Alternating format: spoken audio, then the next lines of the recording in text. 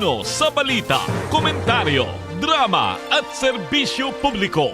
Bombo Radio Philippines. Bombo Radio Philippines. Ang inyong #1 at most trusted radio network in the country. Paradyo Bombo!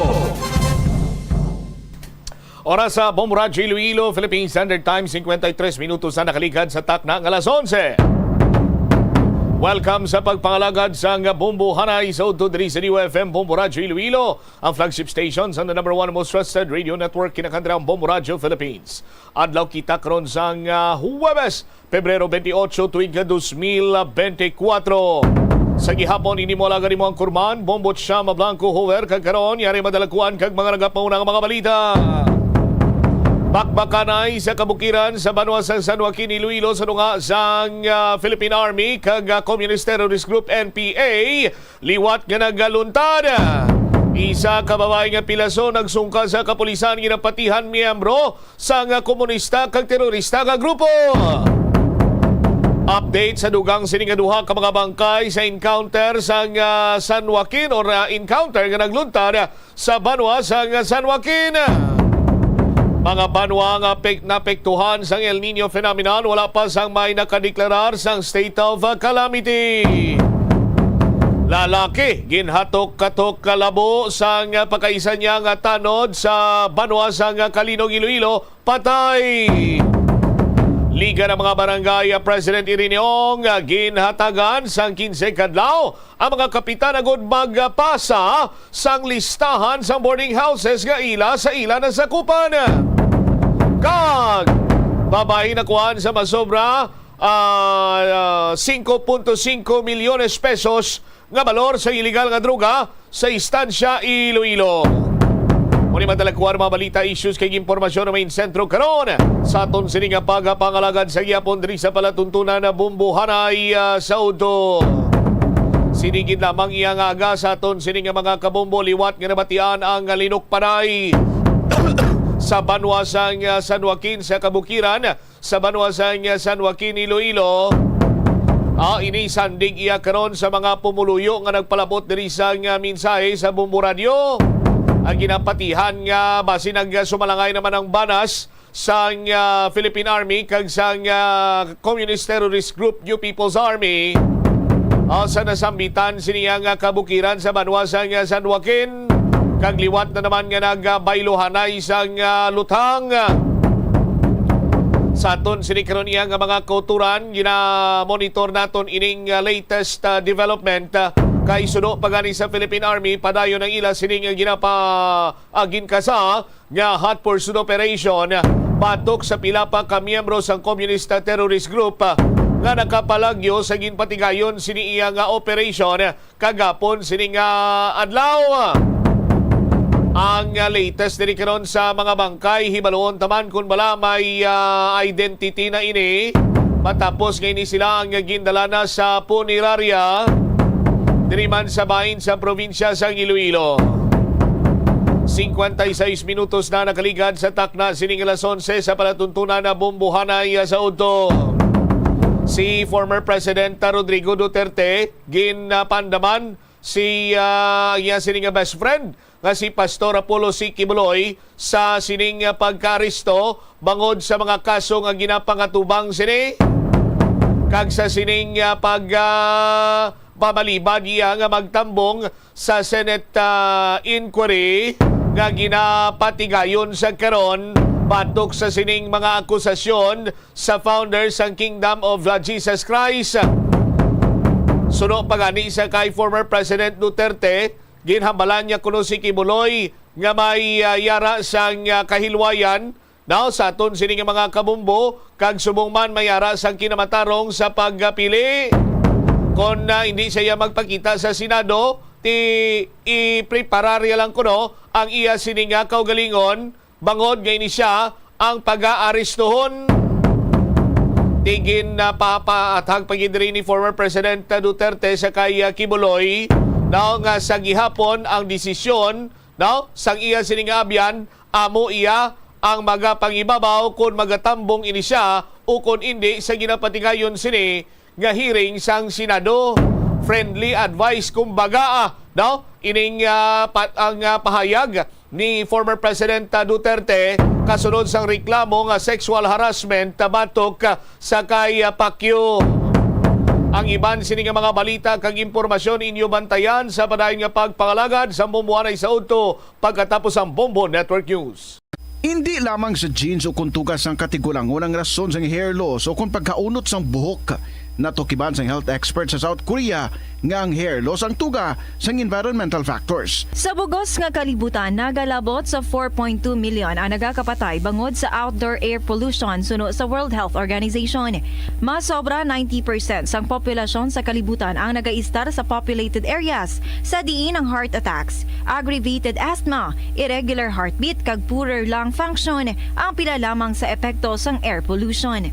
Sa kasakuon sa mga ginikanan subong, tumalagsahon na lang kamo nagaupod bisan magkaon. Apang bisan anuman kuntani nga kasakuon sang miyembro sang pamilya, hatagi gid sang oras nga kamo makaupdanay sa kalan-an o kon makalagaw kun wala sang trabaho. Kung nagaplano sa aktibidad agod nga maka-enjoy upod ang imong nga pamilya, tandaan nga ang focus nyo amo ang pag-spend sang inyo oras nga updanay kag wala dapat sang iban nga mga bagay nga ginapaminsar kaangay sang trabaho o kon homework. Molo Plaza ang central landmark sang Molo. Diri mo makita ang madamo nga mga iconic tourist spots sang syudad, lakip na ang Molo Church kag Molo Mansion. Ang nasamit nga distrito ang birthplace sang Pansit Molo. Kilala man ang Molo Church ako ng St. Anne Parish Church bilang feminist church bangod sa duwa ka mga raya sang 16 ka mga female saints nga nakalinya sa tagsa kakilid sang altar. Sang tuig 1886, ginbisita ni Dr.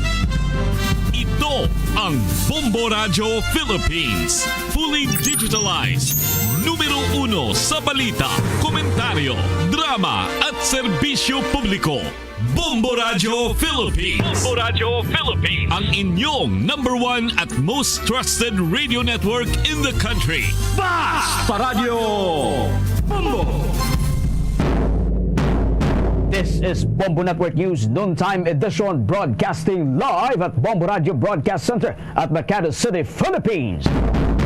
Ngayon ay araw ng Huwebes, February 29, 2024. Solo ng ating mga nagbabagang balita. Dating NTF-ELCAC spokesperson na si Lorraine Maribadoy hinatulang guilty ng Supreme Court pariyan sa indirect contempt of court dahil sa pagbabanta nito sa isang hukom. Pinsalang idinulot ng El Nino phenomenon sa agricultural sector ng ating bansa, umakyat na sa 941 million pesos. Ito namang China, abay nagpahayag ng grave concern sa mga aktibidad ng Pilipinas sa West Philippine Sea. Ang Surigao del Sur niyanig ng 5.4 magnitude na lindol ayon sa Philippine Institute of Volcanology and Seismology. Mga bagong empleyado, abay hindi na kailangang bumisita sa mga opisina ng Bureau of Internal Revenue para yan sa TIN verification. Ating international news abangan dahil isang mambabatas nagprotesta habang nagtatalumpati si Pangulong Ferdinand Bongbong Marcos Jr. sa Australian Parliament. At live nationwide via satellite, dumako na tayo sa detalye ng ating mga balita. Guilty ang naging hatol ng Supreme Court laban sa dating National Task Force to End Local Communist Armed Conflict spokesperson na si Lorraine Maribadoy dahil yan sa ginawa nitong pagbabanta sa isang trial court judge na nagbasura nga sa hangarin ng gobyerno na ideklara bilang terorista itong Partido Komunista ng Pilipinas at ang armed wing nito itong Bagong Hukbong Bayan bilang mga teroristang organisasyon. Batay sa naging desisyon ng korte, sinabi nito na ang vitriolic statements at outright threats ni Badoy laban kay Judge Magdosa Maglagar maging sa judiciary ay paglabagyan sa Rule 71 Section 3 ng Rules of Court. Gayon din, inatasan ng mataas na hukuman si Badoy na magbayad ng 30,000 pesos bilang multa at binalaan siya ng mas mabigat na parusa kung siya ay gumagawa pa ng parehong pagkakasala. Kung maalala, inakusahan ni Badoy si Judge Magdosa na ipinagtatanggol umano itong CPP-NPA matapos ang naging desisyon nito na ang rebellion at political crimes ay hindi kabilang sa mga gawaing pang-terorismo. Samantala, patuloy pang nadadagdagan ng mga pinsalang idinudulot ng El Nino phenomenon sa agricultural sector ng ating bansa. Batay sa pinakahuling ulat na inilabas ng National Disaster Risk Reduction and Management Council, sa ngayon, umakyat na sa 941,730,702 pesos ang naitalang production loss at cost of damage sa agrikultura. Nangunguna sa ilistahan ng nagtamo ng malaking pinsala ay ang Western Visayas na umabot sa 564,056,192 pesos ang agricultural damage. Sinundan naman ito ng Mimaropa Region na mayroong 319,755,957 pesos.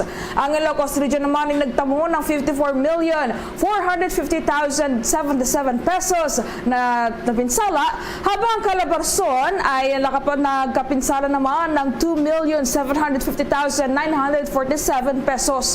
Habang ang Zamboanga naman ay nakapagtala rin ng pinsala na pumapalo yan sa 717,527 pesos sa kanilang agrikultura.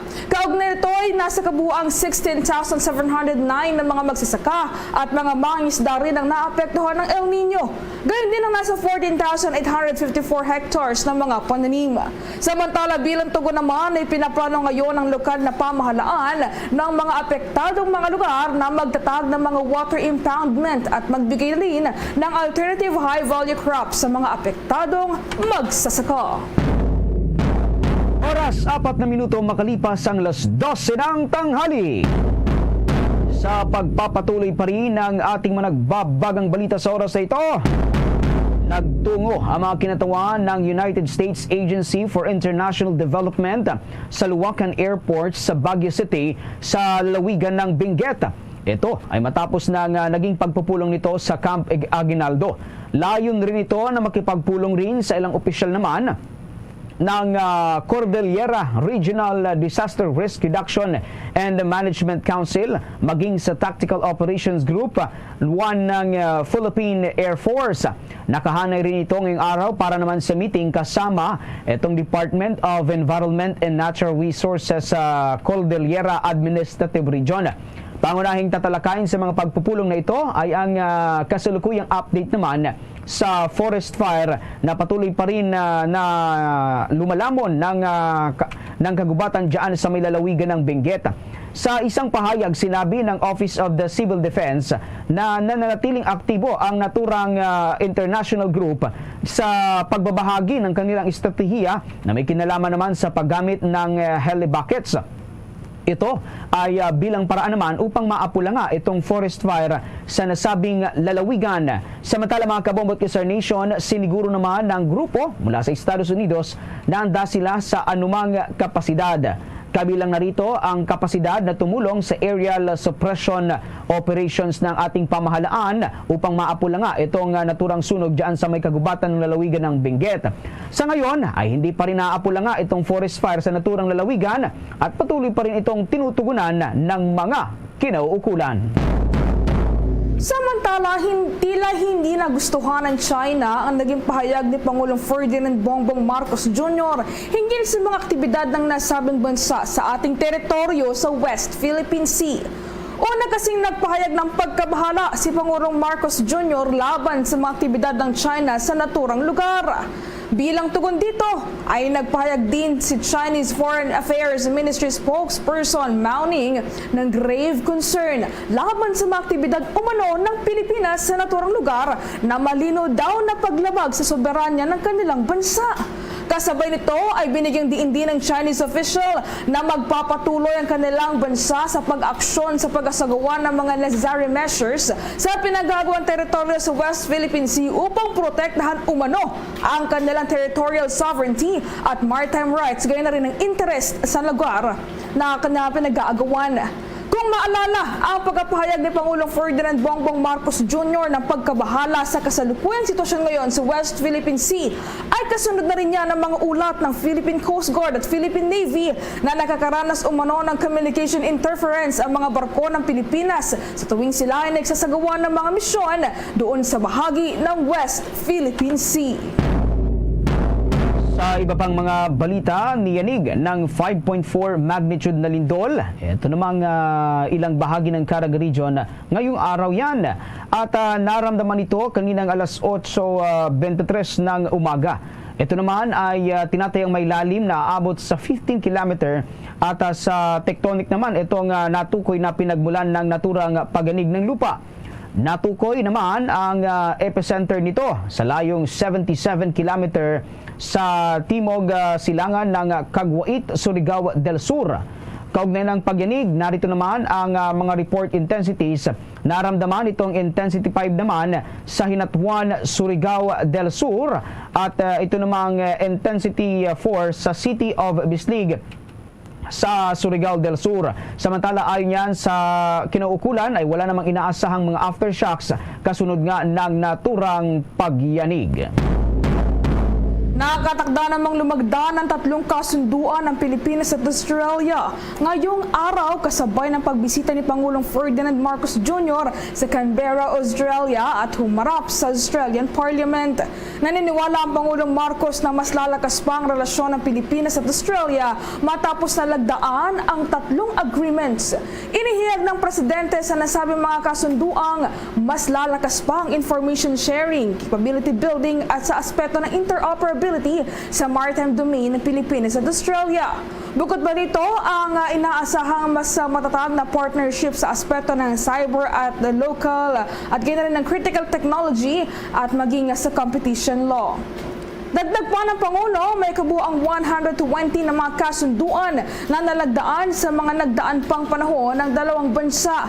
Ang 3 panibagong kasunduan ay nakasentro at may kaugnayan sa larangan ng air services, education, research, scientific cultural cooperation at maging ng defense cooperation. Kaugnay niyan mga kabombo at consternation.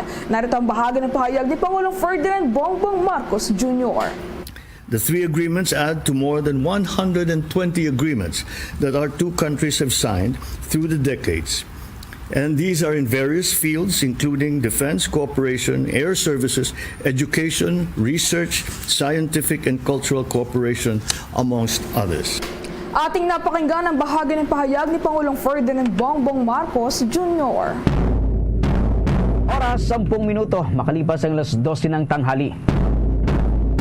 Sa karagdagan pa rin mga pag-uulat ngayong araw na ito, abay nagpapatuloy itong heli bucket operation ng Philippine Air Force upang maapula nga itong forest fire na nangyari dyan sa may lalawigan ng Benguet. Ilang heli bucket sortie ang nagawa ng Bell-205 helicopter sa mga nakalipas na araw para nga sabuyan ng tubig itong apoy sa naturang bundok ng Sagayon ay hindi na ito kumalat pa. Ayon yan kay Philippine Air Force Public Affairs Office Chief Colonel Maria Consuelo Castillo. Samantala mga kabombot consternation sa Sahatan, Bukod at Itogon sa Benguet, partikular na isinasagawa nga itong naturang operasyon. Bukod dito ay nagsasagawa rin ng heli bucket operation sa forest fire sa Solsona, Apayao Road at Ilocos Norte. Samantala, nakikipagtulungan na rin ang Philippine Air Force Tactical Operation Group 1 sa 505th Search and Rescue Group sa Civil Defense Cordillera, Bureau of Fire Protection at iba pang tanggapan ng gobyerno para nga matigil na itong forest fire sa mga kabundukan sa norte. Samantala, tiniyak naman ni dating United Nations Secretary General Ban Ki-moon ang mas marami pang tulong para sa Pilipinas mula sa mga kinabibilangan niyang mga organisasyon kahit na hindi na siya ang pinuno ng United Nations body. Ito ay kasunod ng pagtibay o mas pinagtibay pa ng Senado na Senate Resolution number 107 na kumikilala sa naging kontribusyon ni Ban sa global diplomacy, peacekeeping efforts at sustainable development. Ayon kay Senator Lito Lapid, malaking karangalan din ito para sa Senado na bisitahin ng isang personalidad na tinitingala dahil sa mga nagawa nito sa pandaigdigang larangan. Sinabi pa ni Lapid na angkop ang pagkakataong ito para lalo pang mapalalim at mapalawak ang bilateral relations ng Pilipinas at South Korea, kasabay ng nalalapit na 75th anniversary ng bilateral relations sa pagitan ng dalawang bansa. Sa panig naman ni Senate President Juan Miguel Zubiri ay maging sa panig daw niya ay isang karangalan na tanggapin ang pagbisita ni dating United Nations leader at buong delegasyon ng South Korea. Hinggil pa rin yan sa kooperasyon at pagkakaibigan ng Pilipinas at ng South Korea. Samantala, imposible o manong magbago itong Indo-Pacific strategy ng United States sakaling manalo naman si dating Presidente Donald Trump sa pagkapresidente ayon niyan kay Philippine Ambassador to Washington, Jose Manuel Romualdez. Sa naging pahayag nito, sinabi ni Romualdez na nakausap niya itong isa sa mga malapit na tagapayo nitong si dating US President Donald Trump, kung saan inihayag nito ito namang pagpapatuloy ng kasalukuyang posisyon ng bansa sa Indo-Pacific Strategy. Samantala, dagdag pa ng naturang opisyal na si Romualdez, abay hindi isusuko ng Pilipinas itong maritime claims nito diyan sa may bahagi ng West Philippine Sea, sa gitna pa rin yan ng tensyon na nangyayari doon ngayon sa pagitan ng ilang mga barko ng China at barko ng Philippine Coast Guard, maging ng barko ng Bureau of Fisheries and Aquatic Resources na nagpapatrolya sa naturang pinag-aagawang karagatan at nagsasagawa rin ng mga resupply mission sa naturang lugar. Sa isang panayam, sinabi naman ni Romualdez na inaantabayanan nga ng Pilipinas itong si United States presidential race at anumang pagbabago sa liderato nito ay isang oportunidad umano para magkaroon naman ng mas malakas na alyansa sa pagitan ng Pilipinas at Estados Unidos.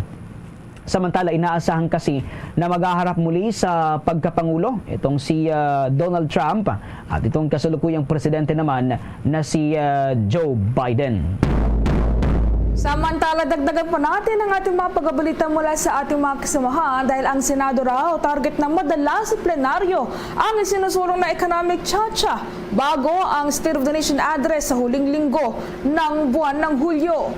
May pag-uulat dyan si Bombo J.C. Galvez.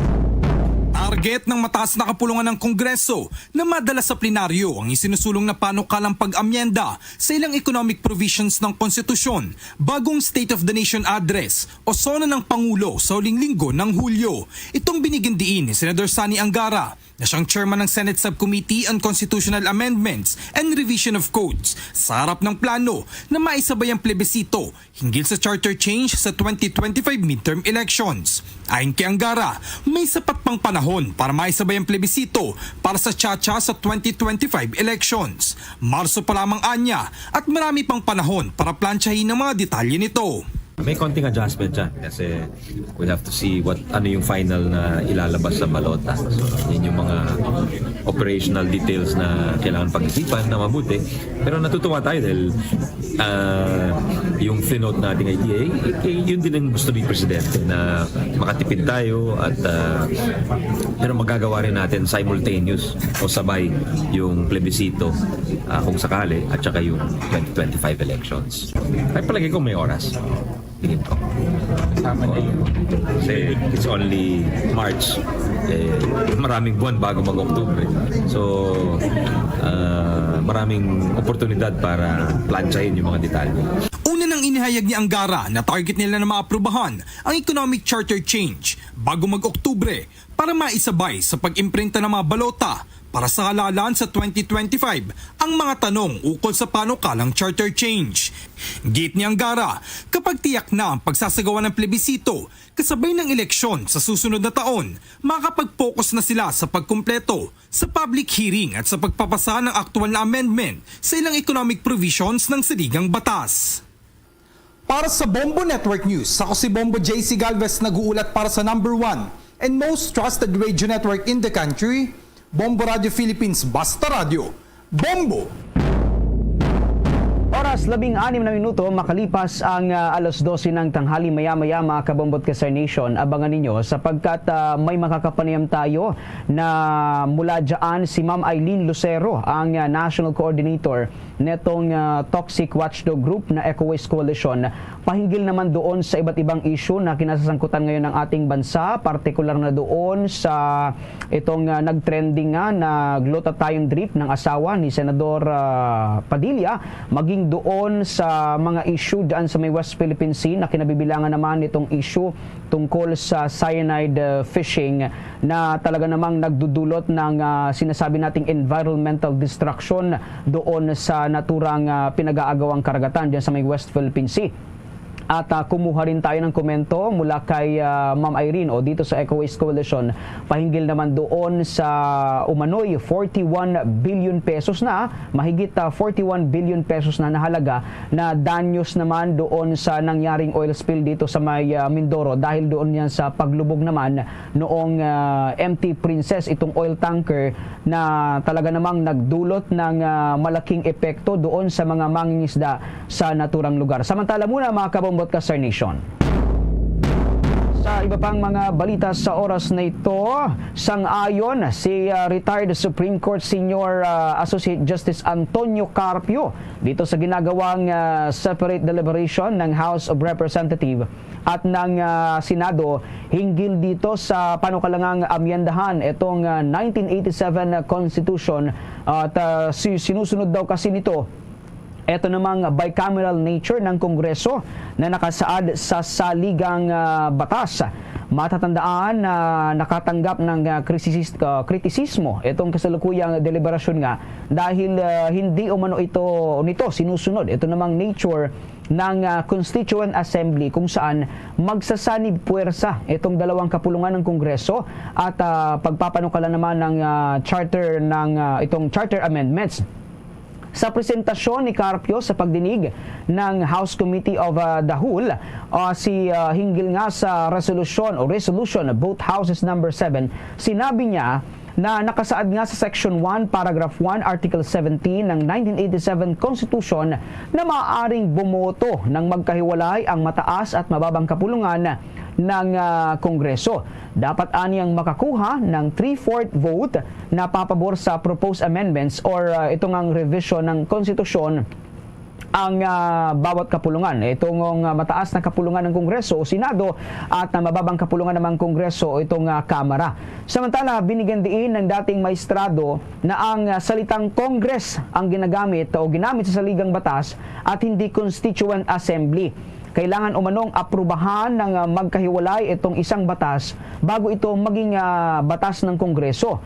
Sa uli, hinimok naman itong si Carpio ang Kongreso na sundin kung ano ang nakasaad sa saligang batas. Samantala, naniniwala naman si Anak Kalusugan na Party List Representative Ray Reyes kung bababaan ng taxes o buwis sa stock transactions. Maaari raw magkaroon ng 4.3 trillion pesos na economic value ang Pilipinas at maaari pang maghikayat ng mas maraming foreign investor na mamuhunan dito sa ating bansa. Sinabi ni Reyes na batay sa kanilang mga pag-aaral, inaasahang nasa 4.3 trillion pesos na economic value ang darating sa Pilipinas kapag ibinaba ang tax rates sa stock market transactions. Aniya, malaking tulong ang nasabing pondo sa pagpapalakas pa ng public health ng bansa upang masiguro na malusog at magkaroon ng mabilis na access sa mga healthcare services ang gobyerno at ang ating mga mahihirap na kababayan. Inihain ni Reyes ang House Bill No. 9277 na naglalayong amyendahan ng National Internal Revenue Code at pababain pa ang stock transaction tax mula sa 6/10 o 1% ng 1/10 o 1%. Sinabi ng mambabatas na buong bansa ang makikinabang dahil mas maraming local at foreign investors ang mahihikayat na ilagay ang puhunan nila sa isang stock market. Paliwanag po ni Reyes na ang pagbabawas ng transaction tax ay inaasahang magdudulot din ng pagtaas ng transaction volume. Inihalimbawa nito ang kaso ng Taiwan na binawasan ng transaction tax ito mula 0.5% hanggang 0.25% na nagresulta naman sa net effect na 6.33 times na transaction volume. Ipinunto ng Party List Solon ang pag-akit sa mga dayuhan at local investors ay makakatulong na mapalakas sa ekonomiya ng bansa na magresulta naman sa pag-angat ng buhay ng bawat Pilipino. Oras 22 minuto makalipas ang 12 ng tanghali. Muli Muling inihayag ni Pangulong Ferdinand Marcos Jr. sa harap ng Australian Parliament ang paninindigan ng Pilipinas na depensahan nga itong soberanya nito, partikular na dyan sa may bahagi ng West Philippine Sea na kung saan patuloy ngang iginigiit ng China na nasasakupan nila ito, pag-aari nila ang naturang lugar. Sa naging address o talumpati ng Pangulong Marcos sa Australian Parliament, binigyan din ito na hindi bibigay ang Pilipinas sa usapin ng West Philippine Sea at patuloyan niyang pangahawakan ng ating bansa kung ano. Ito namang itinakda ng United Nations Convention on the Law of the Sea na siya namang Constitution of the Ocean. Muli ring inihayag ng punong ehekutibo itong paninindigan nitong hindi siya papayag na kahit 1 pulgada ng teritoryo ng bansa ay mawawala sa Pilipinas. Kasabay nito ay hinikayat ng Pangulo sa kanyang address ang mga nasa parlamento na magsama-sama sa gitna yan ng aniyay kasalukuyang estado sa pinag-aagawang teritoryo na manoy under threat ang peace and stability. Binigyan din ng Presidenteng Marcos Jr. na hindi kakayaning tumayo ng nag-iisang puwersa lamang sa harap ng kailangang gawing pagtutol sa mga kumukontra sa rule of law. Kaugnay nito ay pinasalamatan naman ng punong ekutibo ang Australia dahil yan sa ani ay palaging naririyan at kasama ng Pilipinas sa gitna yan ng tindig nito na may kinalaman naman sa karapatang nito sa pag-aaring teritoryo. Samantala, binigyan din ng punong ekutibo ang kahalagahan ng partnership ng bansang Australia at ng ating bansa. Mahalaga ang papel umano ng Australia lalo na at may visiting forces agreement ang Pilipinas dito. Malaki din ang kontribusyon ng Australia sa pagpapanatili naman sa peace and stability sa Asia maging sa Indo-Pacific region. Kaugnay niyan, pakinggan natin ang pahayag ni Pangulong Ferdinand Marcos Jr. I shall never tire of repeating the declaration that I made from the first day that I took office. I will not allow any attempt by any foreign power to take even 1 square inch of our sovereign territory. Yan ang naging bahagi ng mensahe o pahayag ni Pangulong Ferdinand Marcos Jr. sa pagdalo nito sa Australian Parliament. Bombo International News. Hindi pinalagpas ng tinaguraang Green Senator na si Janet Rice ang pagbibigay ng talumpati ni Pangulong Ferdinand Bongbong Marcos Jr. sa Australian Parliament para maglabas ng kanyang pagboprotesta. Sa gitna ng pag-aserta ni Pangulo na Marcos Jr. na Pangulo ng ating bansa, biglang naglabas ng placard ang naturang mambabatas upang kundinahin ang umano'y mga paglabag sa karapatang pantao dito sa Pilipinas. Nakasaad sa mensahe nito na ang mga katagang Stop the Human Rights Abuses. Pero hindi naman ito ikinatuwa ng ilang miyembro ng Parliament at tinawag nilang disgrace ang hakbang na iyon ng naturang senador. Kaugnay nito ay mabilis na kumilos ang attendant at inalalayan na lamang palabas ng chamber ang naturang mambabatas. Nabatid na noong taong 2022 na federal election, ang Greens na kinibibilangan niya ni Rice ay itinuturing na third largest political party doon sa Australia. Samantala, hindi na kinakailangan pang bumisita sa mga opisina ng Bureau of Internal Revenue itong mga bagong empleyado upang ipa-verify nga itong kanilang taxpayer identification number. Sa isang memorandum circular, sinabi ng Bureau of Internal Revenue sa mga employer na maaari nilang i-verify na lamang itong TIN ng kanilang mga empleyado sa pamamagitan ng online registration and update system, itong UROS. Tiniyak nito na ang resulta ng pag-verify na ipinapakita ng naturang sistema o review ay itinuturing na sapat para yan sa layuning ma-verify ang mga dokumento ng kanilang mga empleyado. Ayon sa ahensya, ang kanilang mga revenue district offices ay hindi naman mag-accommodate sa mga empleyadong gustong kumuha nitong mga kanilang tax identification number verification slip. Maliban na lamang sa mga sumusunod na dahilan kung ang online TIN verification facility ay hindi available o kung mayroong lumabas na prompt message na kailangang bumisita sa mga regional district offices. kung may pangailangan ang Bureau of itong BAR personnel na higit pang i-verify itong mga kawastuhan ng taxpayer registration information. At kung itong taxpayer naman ay may existing TIN or record o kaya naman ay may ang pagkakaroon naman ng multiple o itong tinatawag na identical TINs. Sa kabilang banda, ipinatupad na rin ng BIR ang Digital Taxpayer Identification Number. Ito ay para nga maiwasan itong mahabang pila sa kanilang mga opisina at maiwasan din itong pagkakaroon ng invalid o itong mga peking TIN ID. Pinaalalahanan din ng naturang ahensya na ang DTIN o itong Digital TIN ID ay libre at hindi naman ito ibinibenta. Para maka-avail ng naturang ID, sinabi ng ahensya na kailangang i-update ng mga taxpayers ang kanilang email address sa Revenue District Office kung saan sila nakarehistro.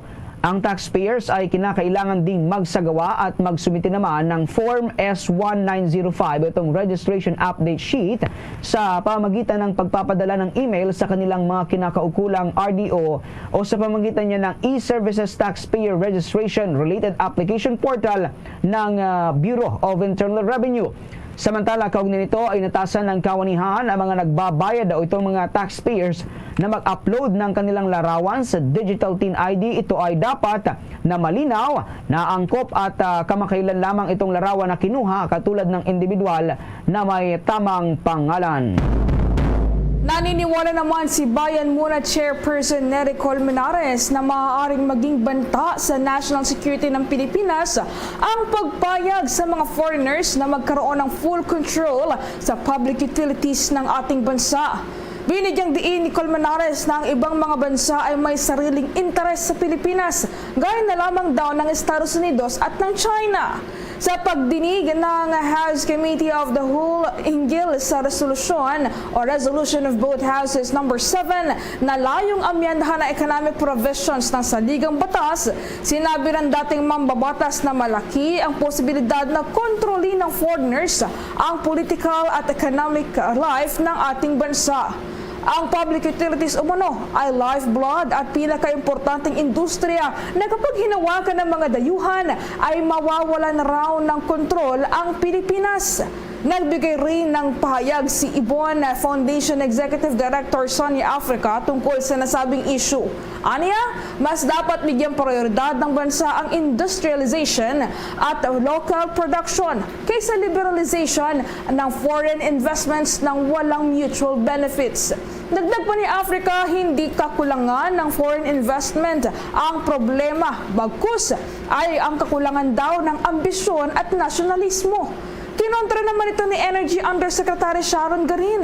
At aniya, hindi porket binubuksan sa foreign investment ay wala na raw rasyonalismo. Ang layuning ito ay magkakaroon daw ng mas maayos na basic services dito sa Pilipinas. Oras ganap ng 12:30 ng tanghali. Samantala, magsasagawa ng kani-kanilang ordinansa itong bawat syudad sa Metro Manila.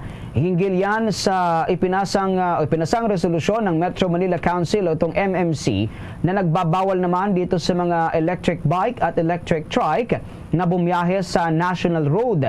Ayon kay MMC President at San Juan City Mayor Francis Zamora, kailangan ito upang mapag-isa ang pagpapatupad ng naturang mga panuntunan. Ito ay upang maiwasan ang kalituhan sa pagpapatupad ng naturang batas trapiko. Matatandaan na inihayag ng Metro Manila Development Authority na posibleng sa Abril pa tuluyang maipatupad itong naturang ordinansa dahil kailangan pa itong dumaan sa tamang proseso. Samantala, nagbigay naman ng payo si House Ways and Means Committee Chairman na si Albay 2nd District Representative Joey Salceda sa Department of Foreign Affairs na magpadala ng note verbal sa Singaporean Embassy. Pero sa pagkakataong ito, hindi tungkol sa teritoryo issue sa karagatan ang dahilan kundi ang pagtatanghal ng multi-awarded singer na si Taylor Swift.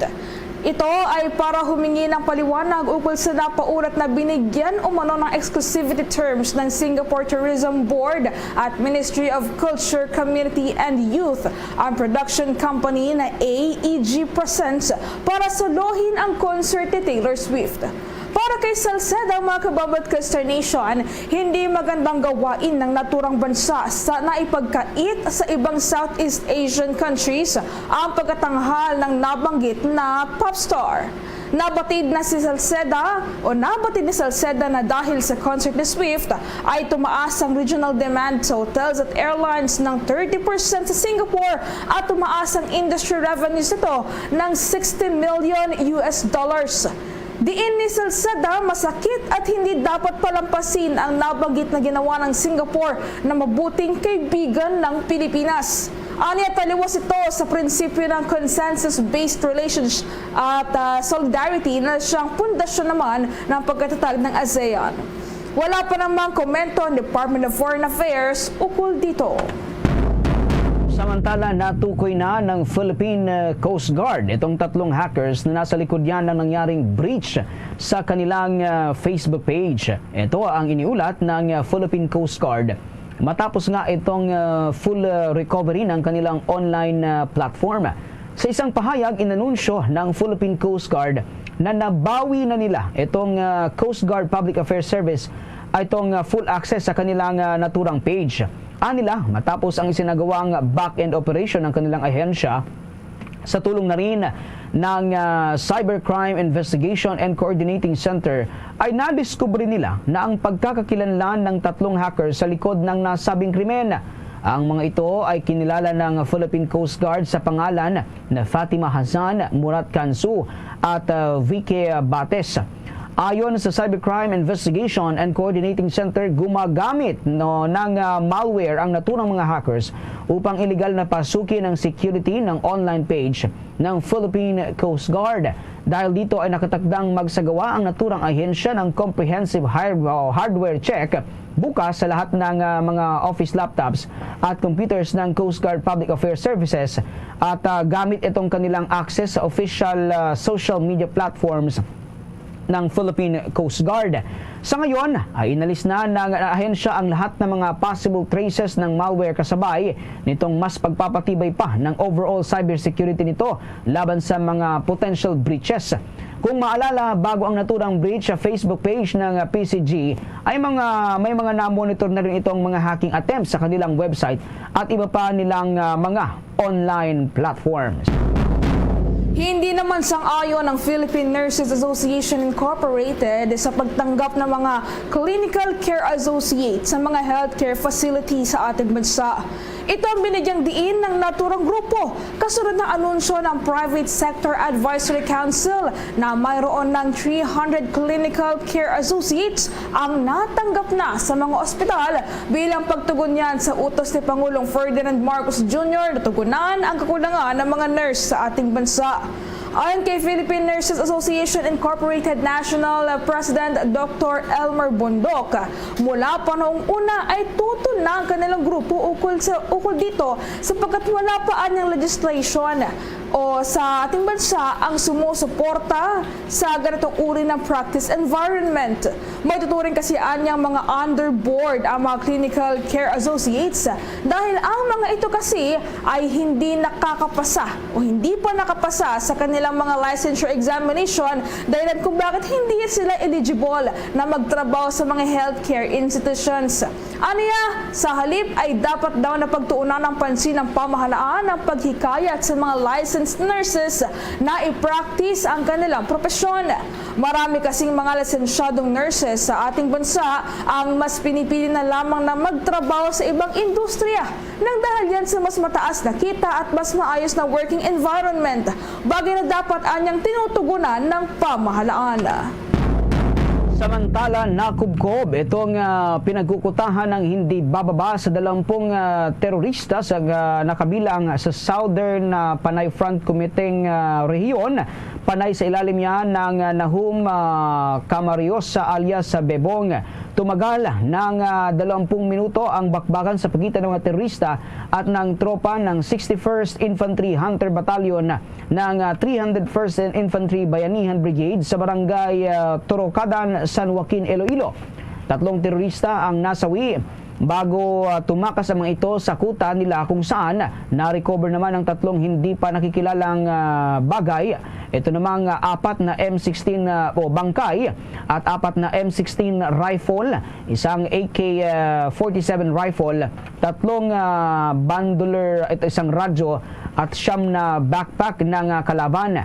Ayon kay 301st Brigade Commander Brigadier General Michael Samson, nagsagawa sila ng aerial surveillance at ginamit nga itong autonomous truck-mounted howitzer sa pagbomba sa kampo para hindi umano dihado ang sundalo ng ating pamahalaan. Sa dagdag pang mga pag-uulat, hinikayat naman ng Civil Service Commission ang mga ahensya ng gobyerno dito sa Kalakhang, Maynila na magpatupad ng polisiya hinggil sa flexible working arrangement. Ito ay bilang suporta sa kasalukuyang inisyatiba ng Metropolitan Manila Development Authority upang mapabuti pa ang sitwasyon ng trapiko sa National Capital Region.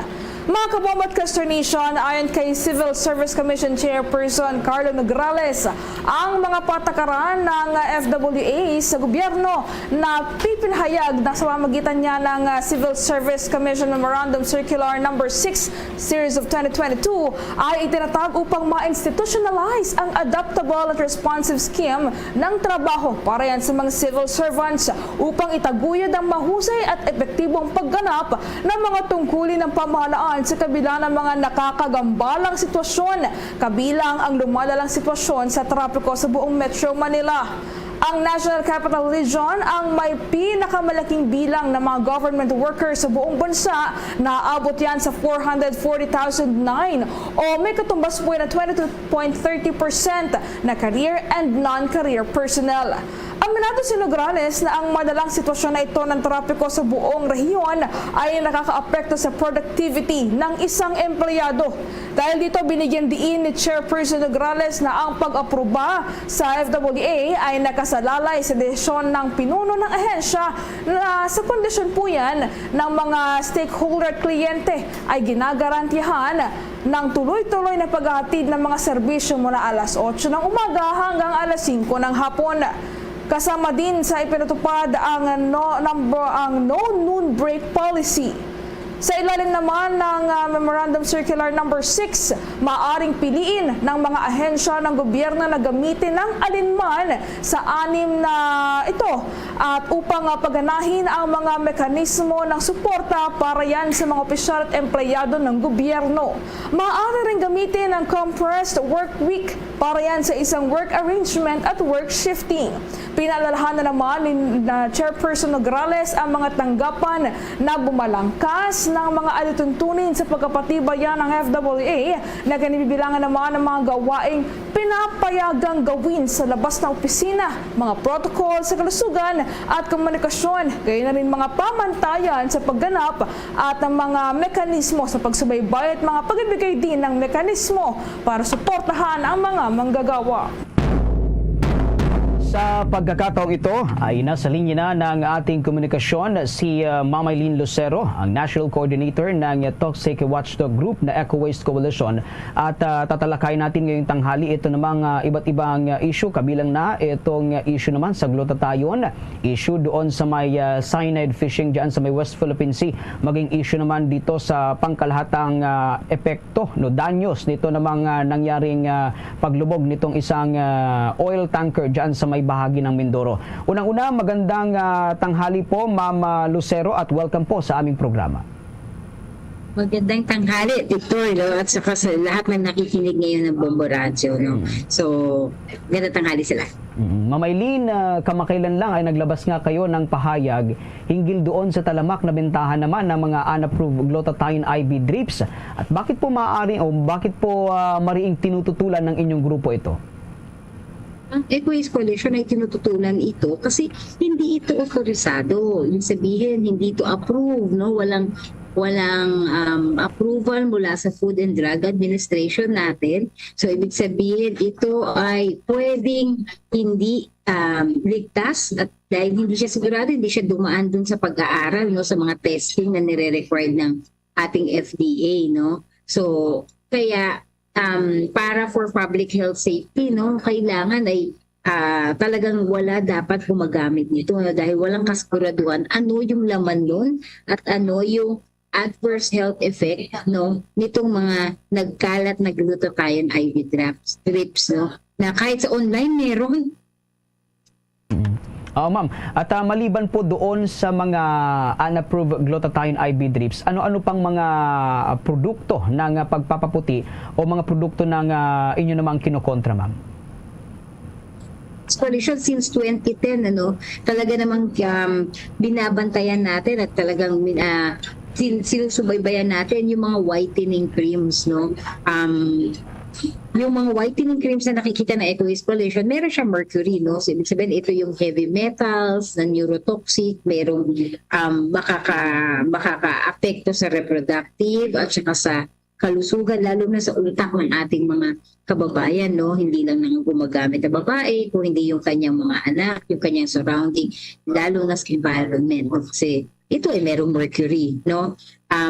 Ganun din, no? Yung sinasabi natin dito sa mga glutathione, dahil hindi siya approved, posible na magkaroon siya ng sangkap na heavy metal, no? Kaya talagang tinitignan mabuti at binabantayan ng Eco-Waste Coalition ito ng mga naglipa na, no, na mula 50 pesos na mga whitening cream, na nagkalat sa mga bangketa sa online shopping platforms natin.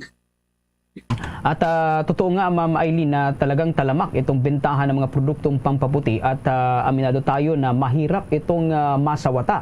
So ano-ano naman po ang inyong ginagawang hakbang upang masawata naman itong bentahan nito, lalong-lalo na sa online, Ma'am? Yan, so alam mo, nakakalungkot, no, Vic, kasi ilang beses na sumulat ang Eco-Waste Coalition sa mga sikat na online platforms, no, dahil yun ay under their jurisdiction, no, sabi nga yan ay dapat binabantayan nila, no. Pero sa kasamaang palad ay may mga ilan na tinatanggal at malamang ay kinukol nila attention. Pero pag ito ay nagbago na ng tagline, di ba may mga tagline na keywords daw yan? Oo. Na ibigay pa ulit nila. So, ibig sabihin na isi-sell pa ulit, no? At kailangan talaga may monitoring, no? So, sa mga online platforms natin, kailangan meron din monitoring sa bahagi nila, no? Dahil marami nang lumalabas na mga advisories ng Food and Drug Administration natin na dapat sana tinitignan nila, no? So dapat meron ding meron ding monitoring, no, sa parte ng mga platform shops natin, no, na ilang beses na, siguro mga nasa 5 beses hanggang 6 na beses na kami sumusulat, pero talaga naman pabalik-balik. Kagaya din yan ng mga nagtitinda na kapag wala na yun ng huli o yung nag-i-inspection, ay biglang binabalik ulit yung kanilang paninda. At karamihan, ma'am, sa mga endorser nitong mga unregistered na mga produktong pampaputi ay mga sikat sa social media. Ano po ang magiging mensahe po ng Eco-Waste Coalition doon sa mga influencer na nag-i-endorso nitong mga ganitong unregistered na mga produktong pampaputi? Oo. So, sa mga nag-i-endorso, lalo na sa TikTok, no, dami-dami nag-i-endorso na iba't ibang klase ng mga produkto. Kapag wala pong approval at lisensya na authorized ibenta mula sa Food and Drug Administration natin, ay nakiusap kami na maging vigilant, no? Bilang mga endorser, ay kayo yung ginagawang role model, no? Huwag naman sana na yung mga ini-endorse nyo ay makakapaglikha o magiging sanhi, no, magiging cause para mapahamak yung isang tao, no. So lagi nating isipin na yung kapakanan at yung healthy public health safety ng ating mga kababayan ay nasa sa ating mga kamay, no. Kaya maging role model sana yung ating mga endorsers. Ma'am, may katanungan rin ang aking kapartner dito, si Bombo Marlene Padiernos. Bombo Marlene, go ahead. Miss Eileen, dakanan po ako sa ibang mga usapin. May kaugnayan pa rin to sa ating kapaligiran. Kasi recently lang po naging usap-usapan itong naganap na mga reports panggil po dun sa silent fishing na ginagawa mo ng mga foreign fishermen. Ano ho ba yung inyo pong masasabi ukol po dito sa isyong ito? Oo, ang Ecoways Coalition ay kinukondina itong mga cyanide fishing, no? Kasi ito yung mga yung pumapatay kahit doon sa mga maliliit nating isda, no? At ito din ay dahil cyanide yan ay posible rin na ito ay maging sanhi ng iba't iba pang sakit na po pwedeng makuha ng ating mga isda, ating mga ibang lamang dagat, na later on ay pwede rin mai-transfer sa ating mga kumakain ng isda. Alam mo, Pilipinas fishing country, no? Kaya talagang kung ano man yung nandun nailalagay dun sa karagatan ay posible na makuha ng iba't iba pang laman dagat. Kaya hindi maganda, no? Yung cyanide fishing na ginagawa na to, no? Dahil yung cyanide per se, mismo yung cyanide ay lason. No? Ito ay lethal na kapag ka nainom ng kahit sino o kapag ka ay nakakamatay. No? Kaya sana ay tigilan, no, ng ating mga mangingisda na gumagamit ito, lalo na kung foreign yan, ano, dahil pinapatay niya yung mga lamang dagat, lalo na yung mga maliliit na isda na pwede pang dumami at pwede pang maging pagkain, no, ng ibang mga Pilipino. How about daw po doon sa nangyaring oil spill po dyan sa may Oriental Mindoro? Kasi I understand nasa mahigit 41 billion pesos na po na yung halagang pinsala na idinurito to doon sa mismong lugar at maging sa mga kabuhayan ng mga residente nga naapektuhan ng naturang oil spill. Sa tingin po ba ninyo, ano po yung mga pwede pang maging maipataw na kaso para maidiin yung mga may sala o salarin sa likod po nung nangyaring pagtagas ng langis po doon from the MT Princess Empress po? Ang unang-una, no, itong naging epekto ng tung oil tanker na to na sumabog, no, sa Oriental Mindoro last year ay magnitude, no. Hindi ito na compute ng as per, napakalawak kasi, di ba? Iba-ibang lugar ang kanyang na inabot, no. At dapat yung computation o yung sabi nga yung damage na ginawa na damages computation niya, base dapat doon ilan dami yung populasyon niya, ilan dami yung gaano kalawak yung dapat i-rehabilitate, at ilan yung mga kumakain, no, na nakikinabang doon sa dagat na yun, no. So dapat ganoon, no. Hindi sapat kung ilang daang libo lamang o ilang milyon lamang, kasi much more pa doon yung dapat na binabayaran damages nitong may-ari ng MT Princess Empress, no?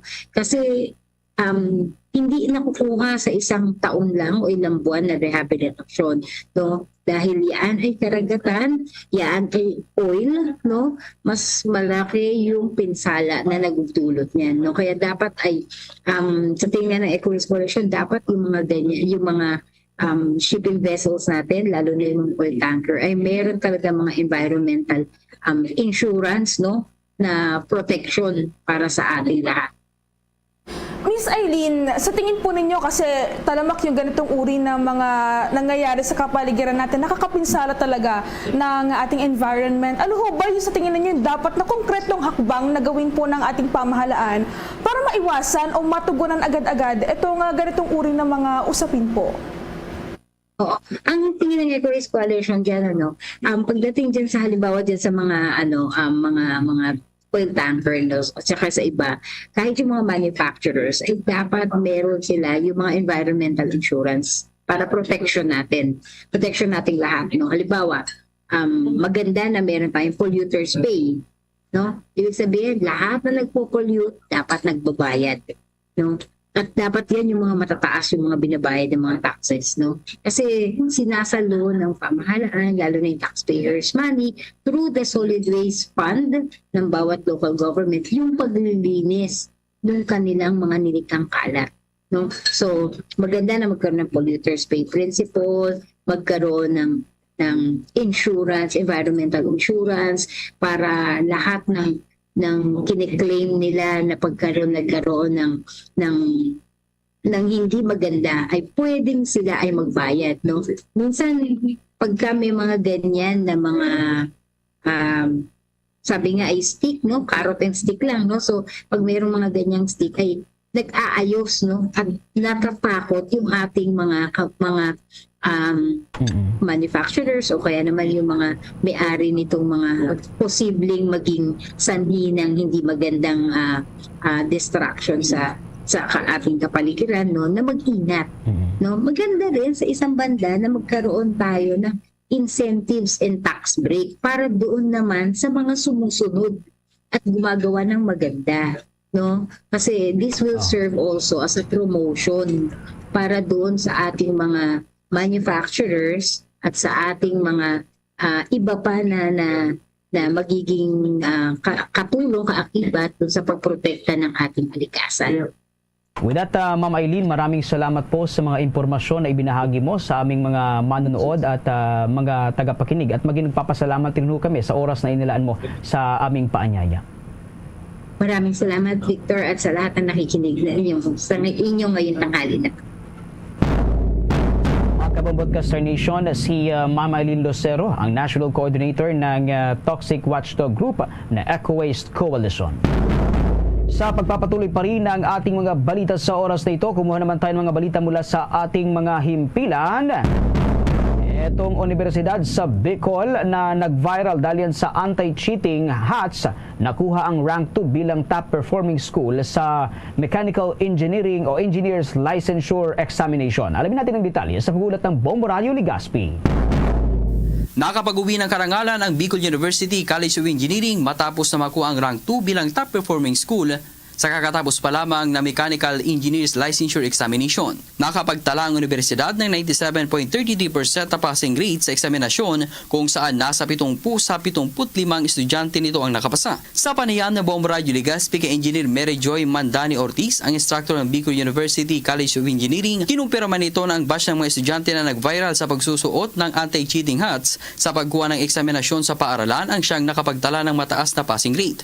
Nakatulong umano ang kanilang paglalagay ng anti-cheating hats upang mas maengganyo pang mag-aral ang mga estudyante at hindi mangopya sa kanilang mga katabi. Nagpaabot naman na pagbati si Ortiz sa mga nakapasa at pinuri ang dedikasyon sa pag-aaral lalo pat panahon ng pandemya na pumasok sa universidad ang nasabing batch.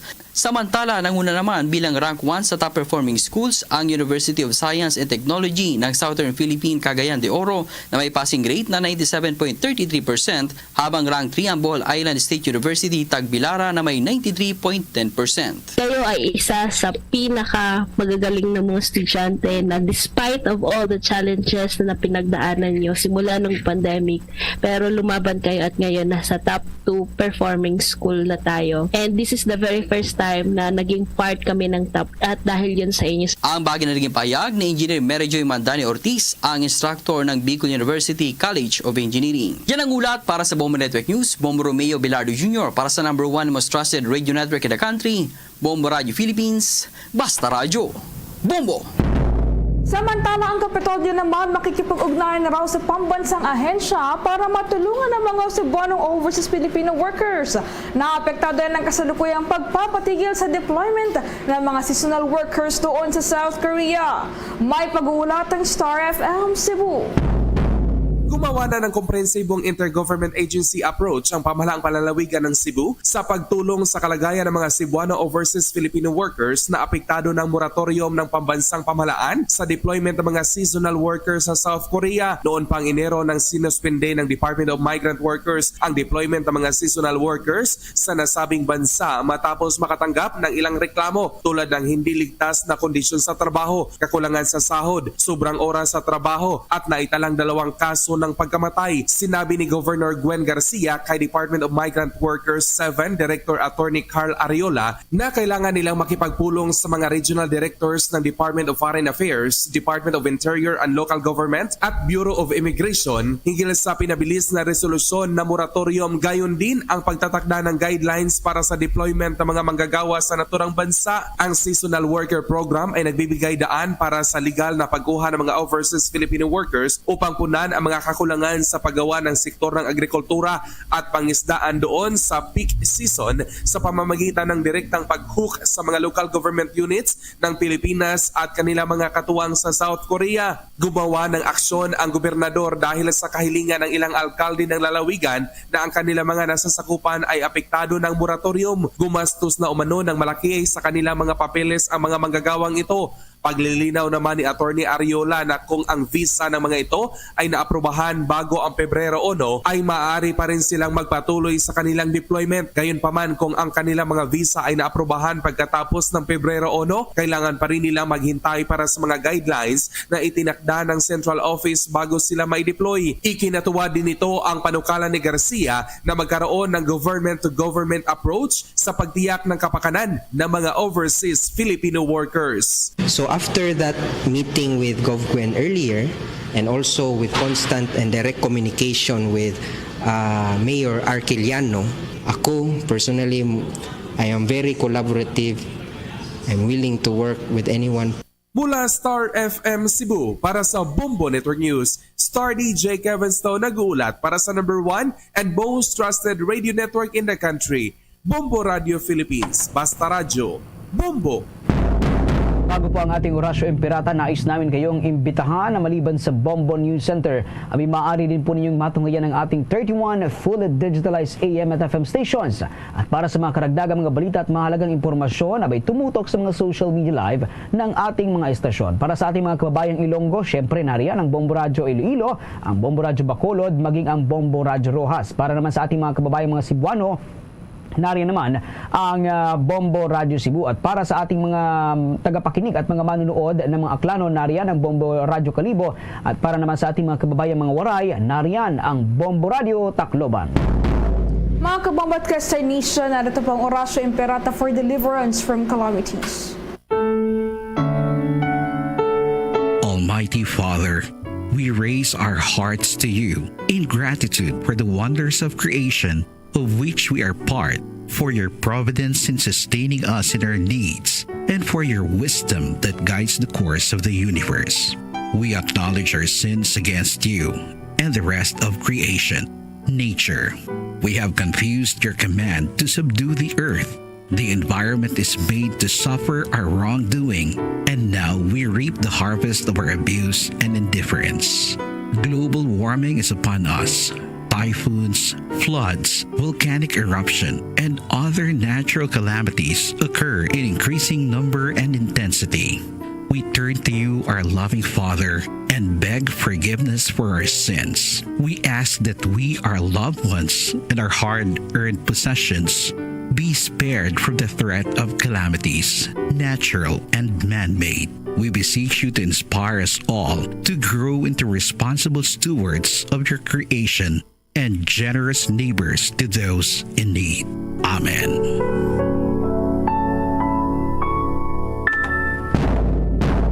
Luzon, Visayas, Mindanao at sa buong mundo, yan ang kabuuan ng ating mga balita para sa pangtanghaling edisyon ng Bombo Network News.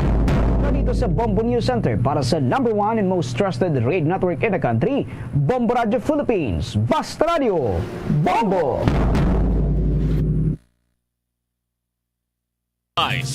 Numero 1 sa balita, komentaryo, drama at serbisyo publiko.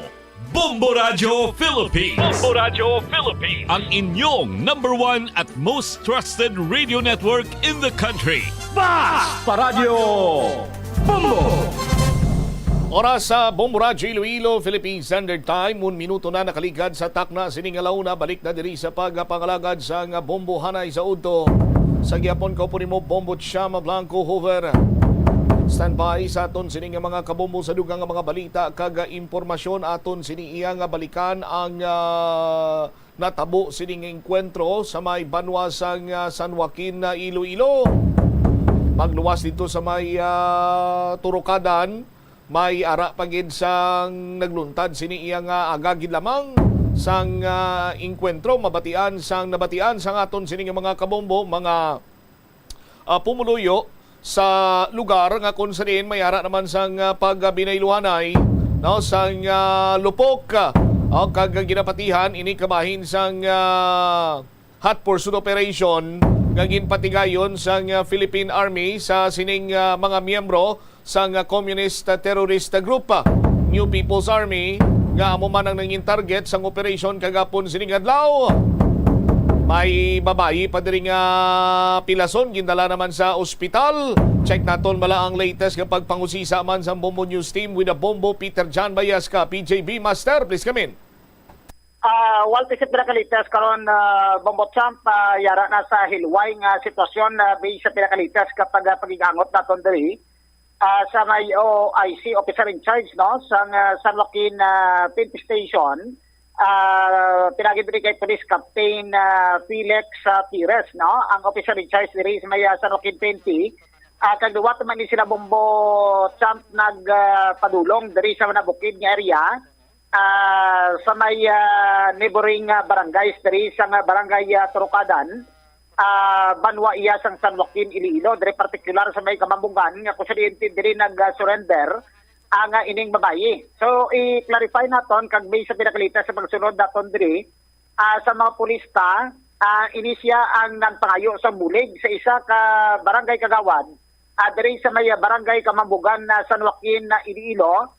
Kag ina-assist ni sang barangay Kagawad kag ina-coordinate direkta dira kay may access man diri sa may San Joaquin na PNP station kag escortan diri sa mga pulis naton kag ina-coordinate diri sa mga tapo sa Philippine Army ang isa diri kag ginapasuni nga pilason pero why pa sila naghatag diri bombotsam sang kompleto nga identity kay base sa panalawsaw naton diri so may igo inisya sa iyang parte wala nga abaga ang hindi pa matumod kung ano nga klase sang armas ang nakaigo siya o kuning mga ang pilas nga nagom niya pero kay posible kay bagod kay ini siya ang daw nagabatsyag diri Bombotsam so napilitan ini siya magpangayo iya sa bulig sa pila diri ka mapumuluyo naton kag coordinate man sa iban nga mapumuluyo ta kag facilitate ini siyang kagawad nga mag-coordinate diri sa pulis naton kag madala ini siya sa pinakamalapit nga hospital. So diri ini siya gidala sa Gimbal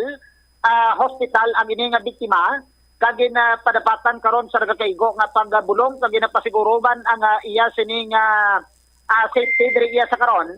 Kag bayara man sa mga presensya sa pulis naton kag at the same time gina-coordinate diri sa 61st Infantry Battalion alam nga mag-augment man ka magbulig sa pagbantay diri sa isa ka makabig naton nga nag-surrender diri sa aton sili nga autoridad diri iya sa karon. So base sa pagsunod naman diri kag nag-coordinate man direkta diri sa officer in charge nga si Police Captain Felix Pires may ginapasuni diri Bombotsam nga liwat nga nagresponde sila kag nag-coordinate man direkta sa mga katapos sa Philippine Army para malikaw bala ang misencounter diri Bombotsam. So dapat ma-coordinate direkta diri sa ang pulista kag may ara iya sang coordination alamang nga daw hindi mag-encounter diri o kung mag-misencounter diri ang duwa ka magtimbang sa side iya sang aton sini nga gobyerno kaya ginatutukan nila karon. So may ara pa sang patigayon iya sang clearing pero ang wa niya hot pursuit masi sa pagtumod diri sa makatapos ang Philippine Army kag sa atong siri nga mga kapulisan kay sige magyapon ang linok panay abay sa pinakalites diri nga pagmonitor ta kag ang pinaka alapit diri nga mabulutuan Bombotsam sa sining mountainous areas kag mga barangay nga kaiting so ginpauntat diri partikular sa may Alumbuyan o kung diri sa may barangay Santana so may information kag gina-confirm man daw ginuntat na temporarily ang klase kag at the same time sa mga elementary grade level diri sa manabukid nga area nga mabarangay alamang ma-secure o ma-safety diri ang mga kabataan kag mismo iya ang iban naton nga mga pumuluyo nga napahamtang diri sa mga nabukid nga area o o kung naligwin nga mga lugar nga posible nga dira magyan sang sining armado iya nga grupo. Diri iya sa karon kay base diri sa pagmonitor naton nga mabudlay bala nga diri ini sila magpatukling o kung magpanago sila nga daw i-serve nila bala bombo champ sa bagay daw pagtat may namonitor diri nga daw may ginatubod gagin tiniran sila nga balay nga daw gin ano nila daw kumbaga gin serve nga shade bala ni o kung gin dipinsa nila nga lamang nga hindi sila mag-penetrate karon san sining mga mga sophisticated nga armas nga ginagamit diri sa makatapo sang Philippine Army diri sa mga lugar nga daw napasuni nga diri ini sila nagpatukling bombo champ. So ginalikawan pa diri nga magpalupok iya sang daw kun dira nga mga high powered nga ginagamit nila nga may posibilidad basi may ara nga mga sibilyan dira sa sulod bala nga lugar. Amo na subong ang pag-monitor naton sa sining sitwasyon diri sa subong Bobotsam. So tama ka budlay no kag mahila kay pag-coordinate naton direkta diri kay Police Captain Felix Pires. So may direkta ini siya nga access kung may signal siya. Pero do Leon kay ka magtukad ka sa medyo na mataas nga area kag may portion nga medyo nubo sa Bobotsam kag puro kakahuyan kag may portion nga medyo lipod siya.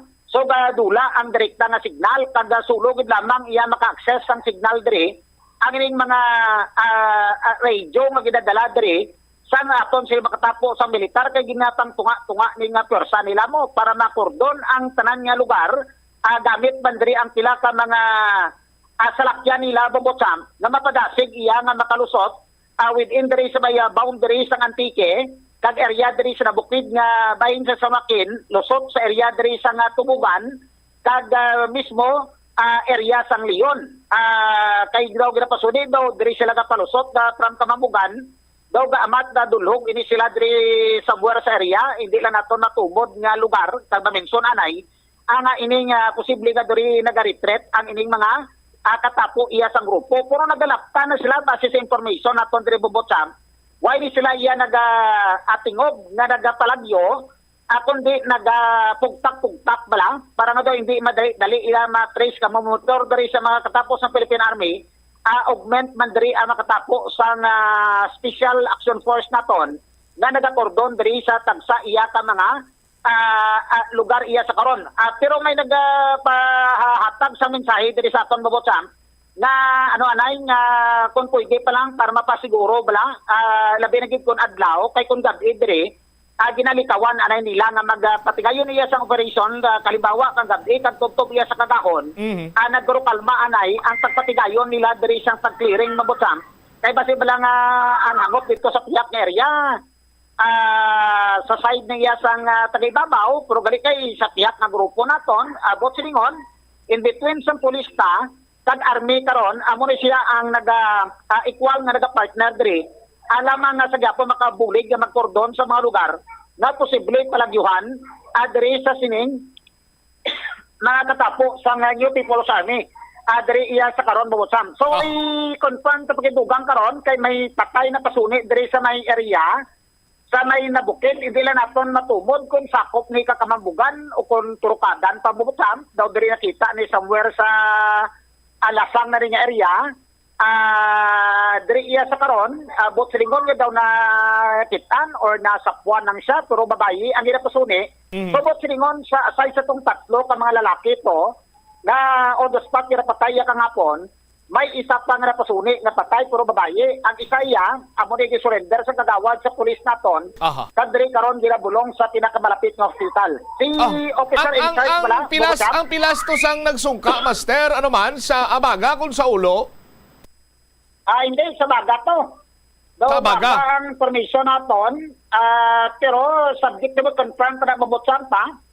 Pero do sa initial information taman, daw ara naman siya sa sa daw hilway nga sitwasyon bala sa igapti guro may posibilidad nga damo sa dugo guwa sa parte sa lawas siya Bobotsam pero kung paano nga daw nagaluya pa siya ang ining babae pero hindi nato matumod kung mga pila pang idaro niya siya kay tama kasako sa pulis naton diri sa karon daw gin ano lang pag surrender sa kagawad, gin escortan sa pulis ta, gin coordinate na direkta sa army naton. Tapos gin escortan man ni sila, gin sugat sa ambulansya, gin dala adra sa pinakamalapit nga ospital. After sa pagduhol tong escortan ng sa pulis kag presensya sa army man, at tapos liwat na ba ni sila nagbalik, laman na patigayon iya sang pag-operate naman dito, asa napasuni nga lugar, nadra naman maisa ka nasapwan, pero babae, Bombochamp, ang napasuni nga nasapwan, napatay. Puro inatanan nga information nga ginhatag diri sa aton, kumpirmaron para naton, subject to be confirmed panakaran, kung confirm ginan, na may isa ka napatay nga nasapwan, adra sa nabukid nga area, nga malapit dra sa may sakop sa Kamambugan, San Joaquin, kag area dra sa barangay, Turupadan. Posible ba si nag-retreat ni siya bala Bombochamp na idagin dala sa mga upod kang hapon, sang kagahon, o basi kay posible nga grabe nga paglagas kag ano dra sa area da burubudayan ning makatapos ng TA, amo to kung paano kag dili nila ang ining patay. Ina kon arena makapadulong dre si Police Captain na Felix Perez. Alright. Diri sa natubod naton iya nga lugar sa karon Bombochamp. Kaya rin nanawang patayin sa paglabot sa pag-operate diri sa mga pulis naton si Police Captain Felix Perez Bombochamp. Layon ako sir sa may estasyon dito tanan medita nay. Pero di ni sir paano siya nakalabot sa policeman ng babae nga pirason eh? Ginadala sir sang barangay official kamag surrender pa ipabulong. Anong igo niya daw kritikal siya? Naghalin ko sir kinabi mo way ko gid sir matulpang de kay naghalin ko na pakatom ko sa uma dayon pagsulod ya. Pagsulod ya baligin ano nga sino nga barangay official ang turnover sir sa pulis? Sa di nga barangay na turnover sa iya? Barangay Kamabaan to sir. Kamabaan? Kamabaan San Joaquin. So kapitan ang turnover da? Ano sir? Turnover sa pulis, kapitan mismo, saan ba Kamabaan? Ang barangay Kagawad to Sorok sir, upod ya. Upod niya. So bali din ang igo isang babae nga ni sir? Amo to ni sir, way ko matulpang di kay nagagawa na ko na may katuag may importante ni sir sa uma pasubong mo. Dire pa ko sa uma sir. Mayo lang kay nakasignal ako. Tiyo gani manaw. So Master? Kamabaan dili Bombochamp, Kamabaan. Sa laki ng exact na location, diri nga surrender diri sa isa ka barangay Kagawad kay do diri nga parte sa daw na umang portion diri ang mga pulis naton nga nagapadulong diri sa natubod nga lugar nga ko sa din daw diri kuno napasuni nga may nasapwan nga patay man Bombochamp nga napasuni babaye nga ginapasuni pagid nga katapo diri sa UP Force Army Bombochamp. All right. Wala ba dalawang mga report? Liwat para sa pagpagalagan sa Bombo na isogto, niglaman sa Bombo PJB para sa the number 1 and most trusted radio network in the country, Bombo Radio Philippines, Basta Radio, Bombo. Salamat kid Bombo Peter John Bayas ka may kangot sining nga balita, may follow-up report, rejoinder si Bombo Sol Binyas, ang identity sang mga nagkalamatay kag ginapahayag nga Secretary General ining nagsungka nga babae nga may pilas. Initially sa iya sining baga ngara karon sa ospital sa Banwasan niya San Joaquin. I-check naman naton this time balita ni Bombo Sol Binyas. May kantanan sa mga latest information, may kantanan karon o regarding sa sining encounter nga nagaluntad kagapon sining adlaw kag what's the latest pagit kay ginapahayag nga may encounter pagi nga natabo sining lamang aga. Check naton ang linya man diri ni Bombo Marisol Binyas sa iyaman sining rejoin the report. Sol, sa report please come in. Yes, Bombochamp, with regards iya sa duwa ka mga bangkay nga nasapuan gapon sa engkwentro, diri sila subong hamtang sa may Sumagpaw Funeral Home. Sa diin ang isa diri masiling naton nga identify na gid man siguro bangod man sa pag-confirm diri sang nagsungka nga si Ma'am Rosel Nabwa or si Mrs. or Miss Rosel Nabwa. Kag amo na Bombochamp sa latest diri subong may duwa ka mga bangkay sa nasiling ko na. Ang isa unidentified kay hindi gid ma-identify bangod man sa sitwasyon sang iya diri nga lawas, pero ang isa diri may mga pila ka mga indication nga ti ma-identify pa. So ari sila subong diri sa may Sumagpaw Funeral Home sa bahay diri sa may Banwasang Santa Barbara kag gindala diri sila gapon sang scene of the crime operatives. Kag natigayon naton nga ma-interview diri ang tag-iya mismo sang punerarya nga si Sir Arnolfo Sumagpao sa diin suno sa iya pag-identify diri sang isa ka lawas nga ti ma-discern mo pa bangod man sa mga pila ka mga mga traces sa iya nga lawas, and at the same time ang iya gid sini nga description nga nagakataason or may taas ini siya nga 5'5" to 5'6" ang iya kataason, medyo mang iya nga build, kalbo ini sa may tato diri sa may right part sang iya nga abaga nga may design. Ang design sang among nga tato bali may heart nga duara la sa medium size. Ang sa sulod sang heart nga ni may ara nga cross, kag sagwa sang heart may ara nga mga dahon nga dugagmay. Kag sa bahin sang iya wala nga tiil may ara man diri nga tato nga heart man ang shape, pero hindi gid siya amo na ka perfect, do distorted pa. Kag makita naton nga or may may igo nisa sa dughan or dira gintahian, kag nagapang idaron sang 35 to 40. So base man sa aton diri nabaton nga information nga tatlo bala ka identity, kay duwa lang man na di mo ang nahamtang sa may Sumagpao Funeral Homes, ang isa hindi ma-identify bangod sa sitwasyon na, pero posible no ang isa diri makilala naton or masiling naton nga si Mario Rio Boca, residente sang Barangay Aligre, si Baste Antique, nga ari subong sa may Sumagpao Funeral Homes natong ginescribe ko bag-o lang nga mga kalbo kag may mga tato. Ang ikaduha diri Bombocham kay ang sitwasyon sini may ma-describe nga ayara sa 5'2" to 5'3" ang kataason, mabukod man ang panglawason kag ti madamo lala gini yung itsura sang sining bangkay ka sining lalaki kay ti ang makita base man sa aton nga paglantaw diri nga do wasak gid, pasensya sa mga kabombo naton base nagakaon. Kay do tama gid ka sensitive ang itsura sini Bombocham, wasak ang left part sang iyang itsura, pati ang sag-ang do nagsalop. Tapos ang iya diri nga tiil nga right man do nagahabil-habil, tapos ang iya diri nga tiyan, ang sa iya bala nga right man nga portion sang iya nga tiyan do wasagid Bombocham, kag amo na do masiling naton ngiyara ini siya sa 25 to 35 ang iya nga pang-idaron, kag amo na ang isa sa mga unidentified gani nga patay sa among nga engkwentro. So sunod diri kay Sir Arnolfo Sumagpao nga ti kon parehas abi amo na identify na gid man sa kahanginan, kag at the same time may mga pila man diri ka description nga ti nagapanawagan man sa mga himata para mahikutar ining lawas sang mga ari diri subong sa ilang nga punerarya, kag at the same time kun hindi man gid ma-claim, especially ining unidentified ti tingwaon man nila nga ma-dispose ini kag mahatagan sang disente nga paglubong ining mga bangkay diri. Sa dugang bala nga pahayag aton pamatian si Sir Arnolfo Sumagpao. Ining description naton sa duha ka individuals nga ari sa amon nga kada verse, bilang ang isa sini ang medyo discernible pang iya features, dahil daw hindi siya wala siya sang sa damage sa iya nga facial features. Bilang mga 5'5" to 5'6" ni ang iya nga medium build, tapos kalbo ni siya, may tattoo siya sa right side ng iya nga abaga, may heart nga do may cross kag may leaves, and then ang may damage niya sa igo niya siguro sang gunshot dili sa may dughan. Ang isa na medyo mapupod siya nga daw natamaan siya sang is daw may damage, extensive ang damage sa iya abi nga facial features, tapos ang mga niya ang iya mga tiil kag mga kamot niya daw damo gid damages nga daw na gid siya naigo gid siya siguro sang artillery sini.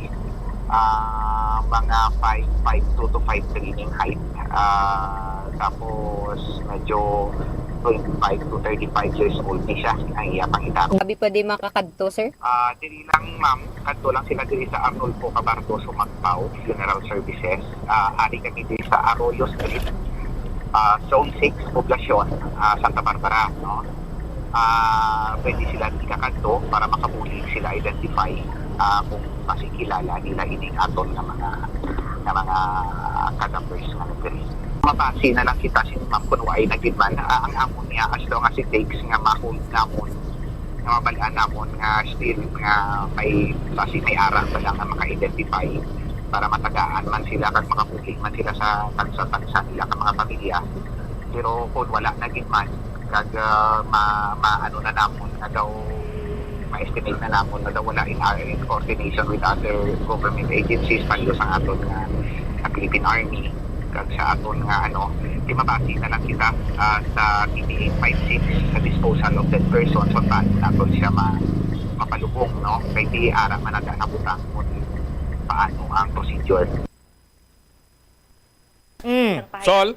Bombo Cham, nabatian diri ang kabahin sang pahayag ni Mr. Arnolfo Sumagpao ang tag-iya sang punerarya sa diin gindala ining duwa ka bangkay. So nasiling nasiling naton nga si Mario Riovoca atong isa sa mga na-identify kay ining duwa ka gin-identify ginpangalanan iya nga si Rinaria Camariosa nga anay Deputy Secretary Deputy Secretary sang Southern Panay Front Committee Region Panay na sapuan ining bangkay niya diri iya sa may or didto pa siya ayon wala pa siya nadala sa punerarya. Kag ang isa diri iya si Janelle Estuque, residente sang barangay Indaluyon, Igbaras, kag diri iya siya sa bahin sang Miagaw. So duwa lang man ang nabilin amuning isa diri sa may gin-identify nga sa may Sumagpao Funeral Homes kag amo lang man na ang clearly nga subong ma-identify gid even si Mr.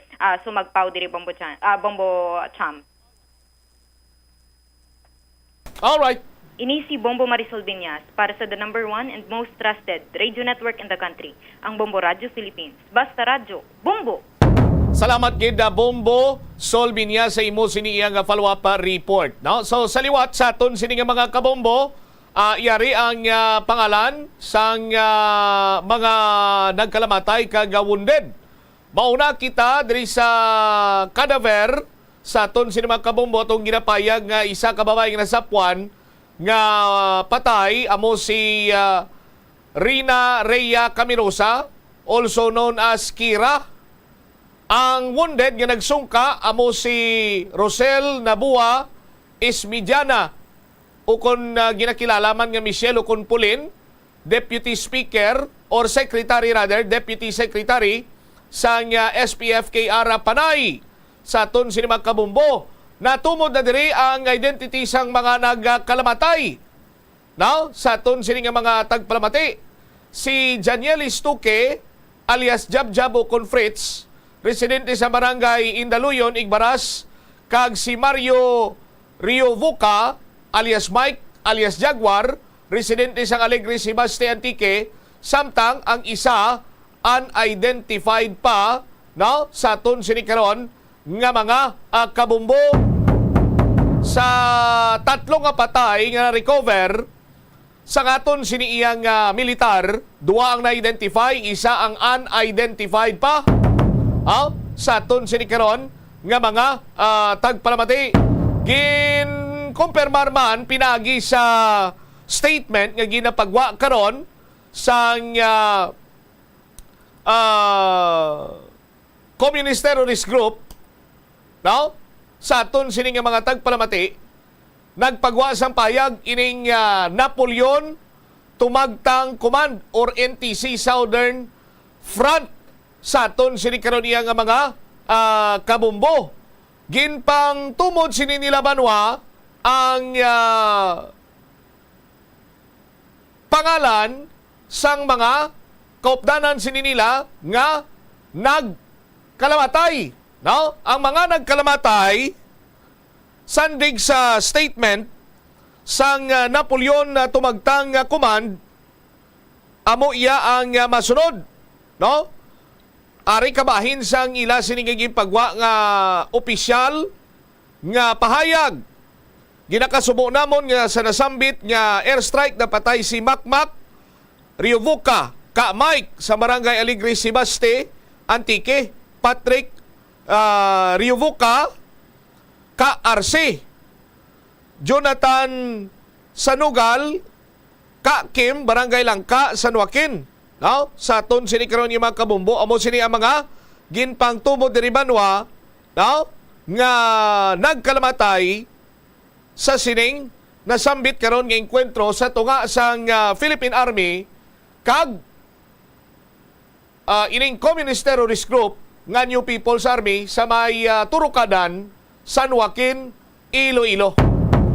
Sa aton sinima kabumbo, ginalagat-lagat na nato ng tsimpo kay from time to time nagatingwa kita nga makakuha sa dugang may informasyon. May kanta na naman iya sa sining binayluhanay sa nga lutang sang magtimbang sining nga grupo sinigin lamang nga aga. Sa aton sinimatag palamati oras naton 26 minutos na nakaligad sa takna sining launa. May slalom race nga ginapatigayon karon. May kantanan man sa sining Parao Regatta Festival. Ti may isa diri ka Parao nga nagkulob.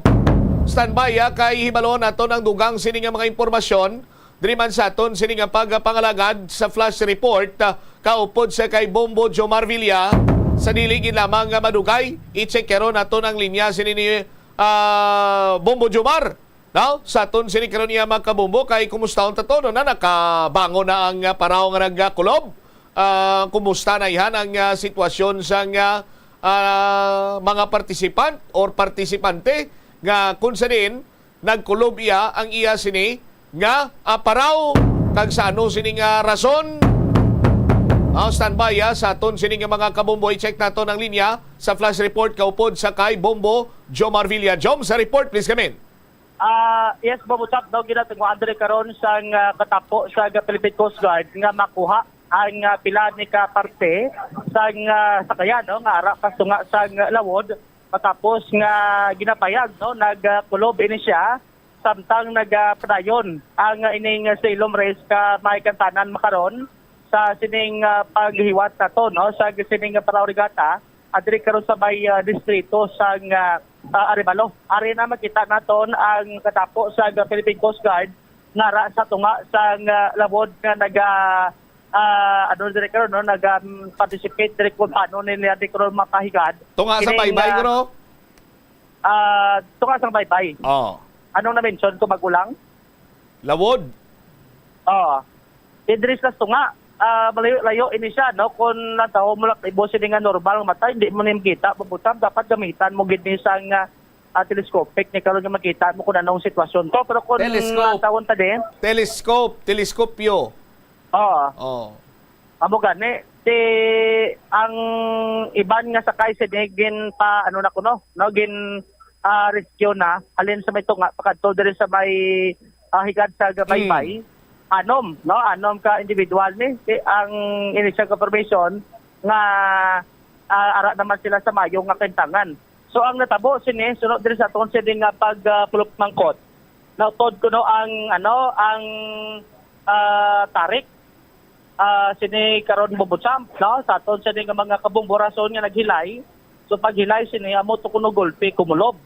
Ang ining tarik sa aton sini nga mga kabombok sini may ginsin kita da picture agud nga maka picture out sa aton sini nga mga kabombo.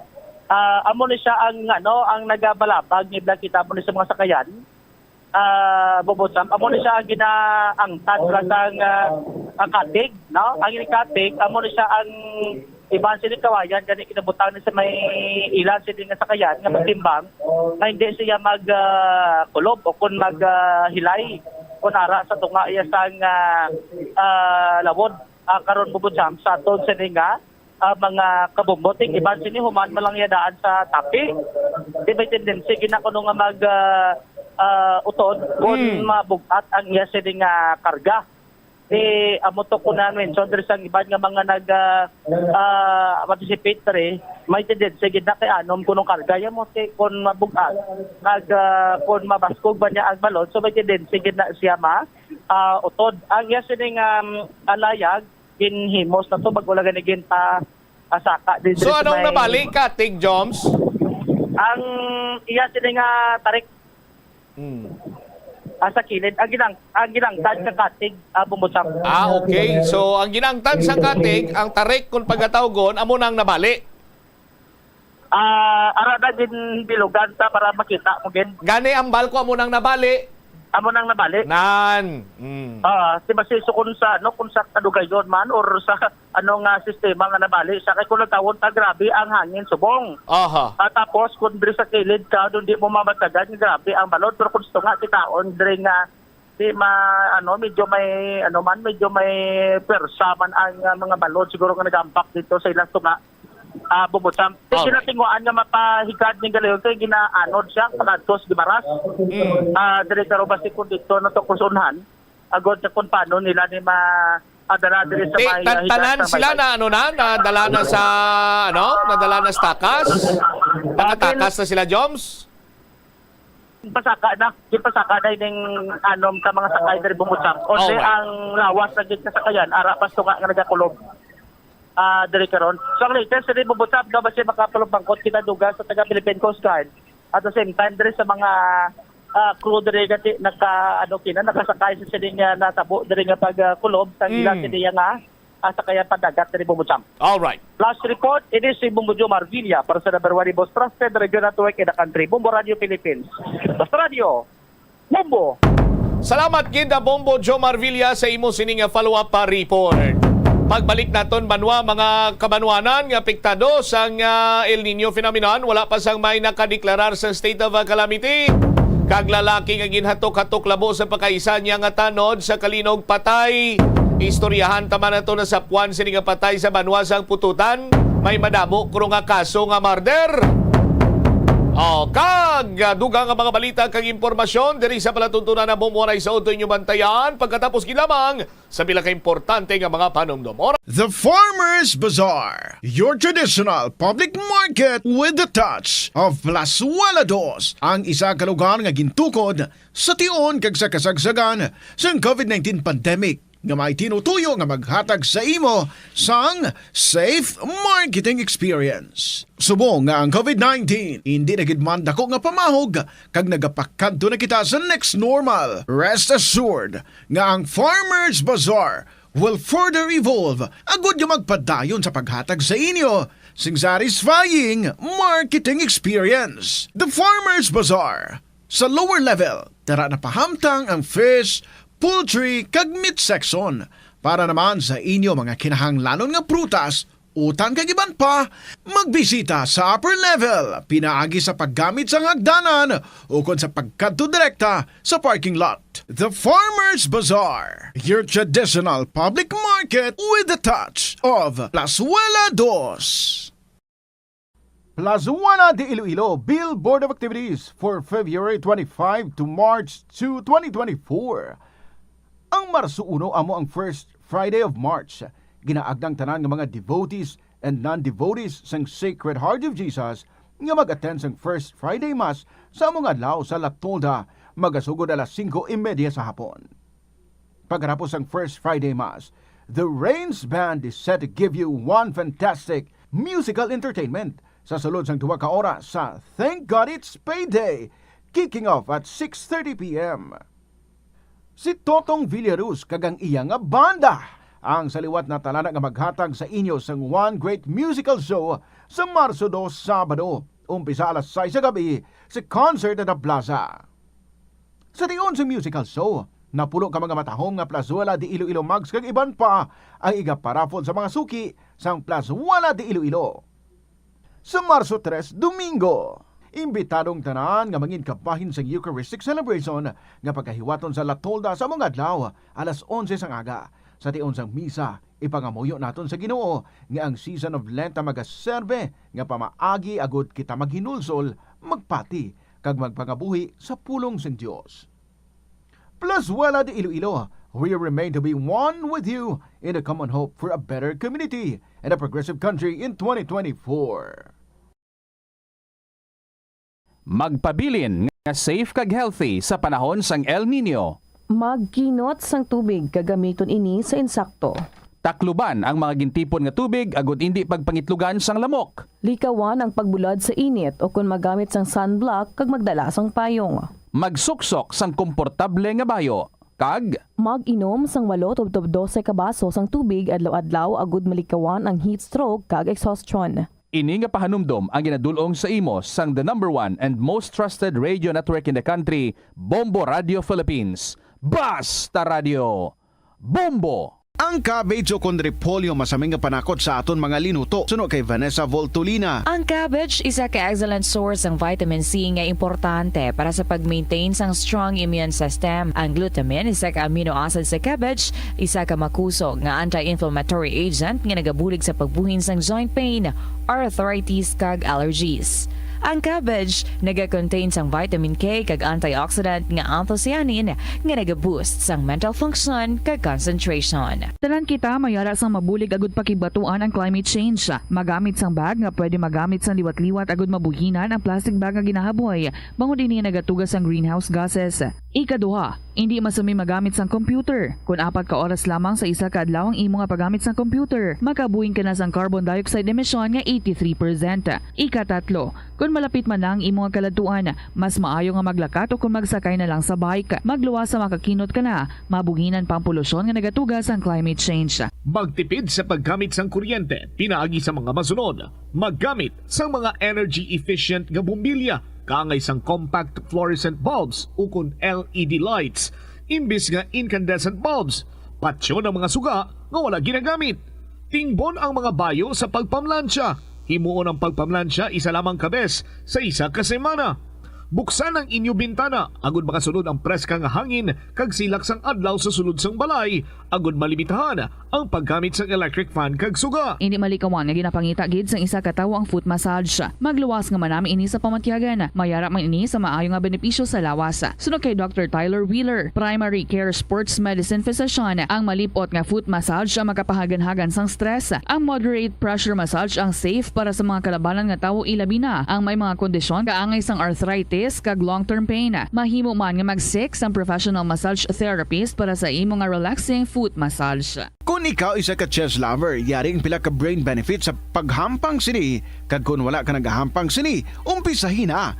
Suno sa pagtuon ng paghampang sang chess makabulig likaw sa Alzheimer's disease. Bangod ang utok nagatrabaho kaangay sang muscle, nagakinahanglan ini sang exercise agud mangin healthy kag malikawan ang injury. Magluwas diri ang paghampang sang chess ang nagapa-improve man sang concentration, memory, creativity. Wilo, Philippine Standard Time, 38 minutos na nakaligad sa takna sa Alauna. Balik diri sa pagpangalagad sa bombohanay sa Udto, standby sa kay Bombolin si Bade.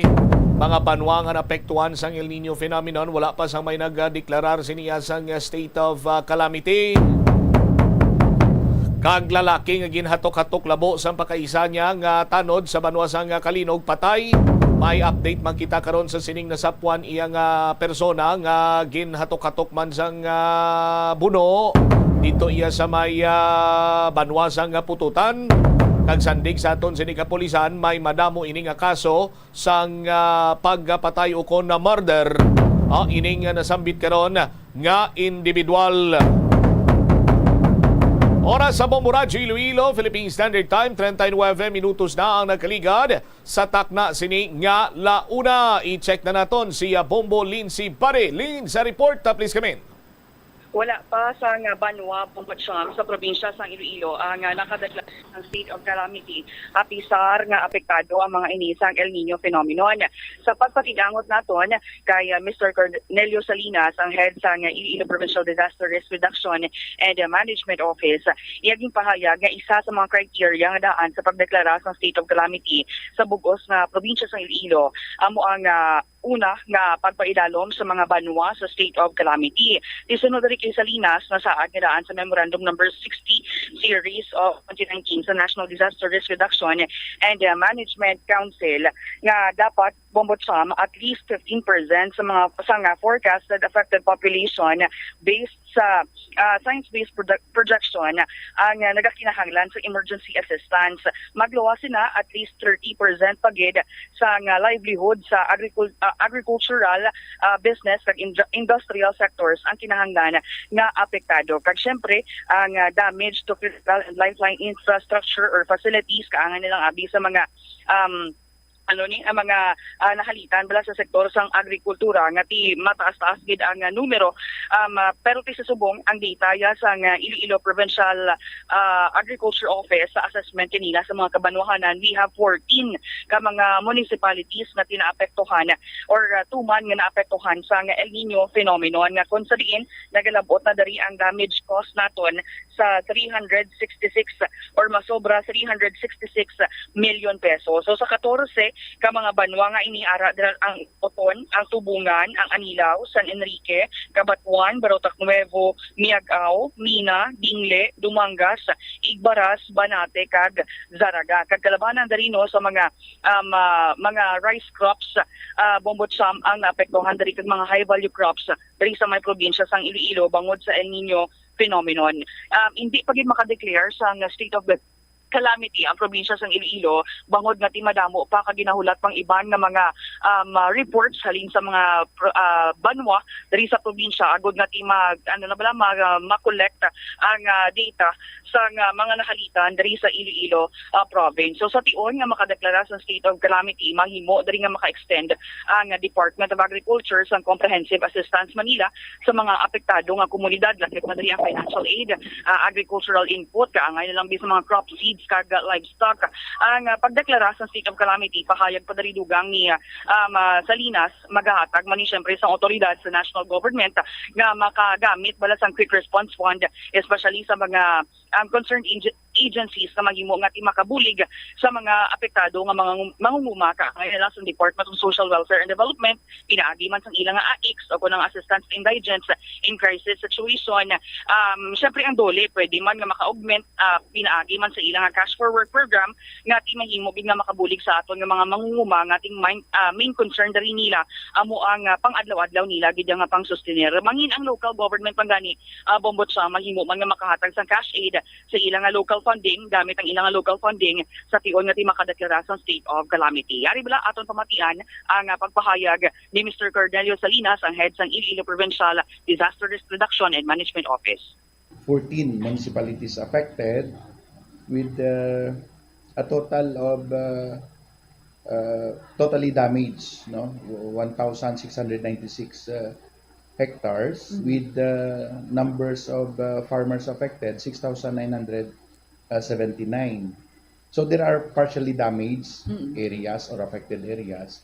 So ang damage cost niya for Iloilo alone is dako siya 366,744,000 no 366 million damage cost either totally or partially. So we can be alarmed by this degree of affectation, pero again, this may not declare the town as under the state of calamity because there are other parameters which need to be considered. For now, this is the worst hit towns of El Nino, and we should be alarmed. How do we alarm ourselves? Remember always that we are stewards of God's creations who destroy our forests. Okay? So, who destroys our environment? Kita mismo nga pumuluyo. There should be a shared responsibilities. Ining makita natin subong. Kita nga sa urban centers may not feel the extent of these damages, pero ang aton ordinaryo nga mga mangunguma, ang may mga kasapatan, so they are now alarmed. So what can we contribute to this? Number one, on household waters, so dapat nga kontrolahon nato na aton paggamit, hindi natin mabusuhan ang tubig nga ginahatag sa aton sa mga distribution offices, no, water distribution utilities, likawan naton. And of course, kung sa mga irrigation system naton, siguro kontrolahon gid naton ang paggamit sini, no, pag hindi gid naton pagpabayaan. So again, let us look at the El Nino phenomenon this early nga magalawig pa ini siya, kag may mga eventual effect ni siya nga matanaw naton nga we should be alarmed nga mo nagid ni kagrabe ang global warming and towards global warming and climate change. Anong mga factors, sir, ang gina-consider naton agud nga maka-declare kita sa province under the state of calamity? Well, ang pagbasa ko sa millions of pesos worth of damaged crops may be one of the parameter.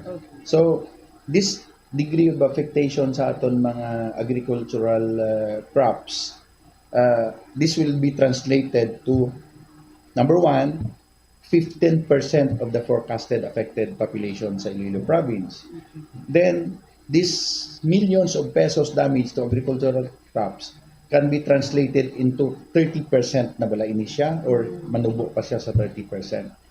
Then, because of the El Nino, ano ang damage to critical infrastructure or facilities like potable water systems, no? Irrigation systems naton. So these are the three, no? Aside from other requirements nga naka-stipulate diri, which are 7. So kung basihan mo ang degree of affectation to agricultural crops and farmlands affected sa mga kasapatan nato, these are just one of the parameter. But for Iloilo province to declare the province under a state of calamity, there should be 2 or more municipalities nga nag-declare sa state of calamity, which is within the 7 parameters for declaration of state of calamity. So far, wala pa sing banwa? Wala pa sing nag-report sa amon sa mga DRRMOs naton nga may naka-declare na sila sang state of calamity. Nabatian Bobochom si Mr. Cornelio Salinas, ang head sang Iloilo PDRMO. So, kalabanan ni mostly mga southern municipalities ang apektado diri sa bahin sa probinsya sang Iloilo.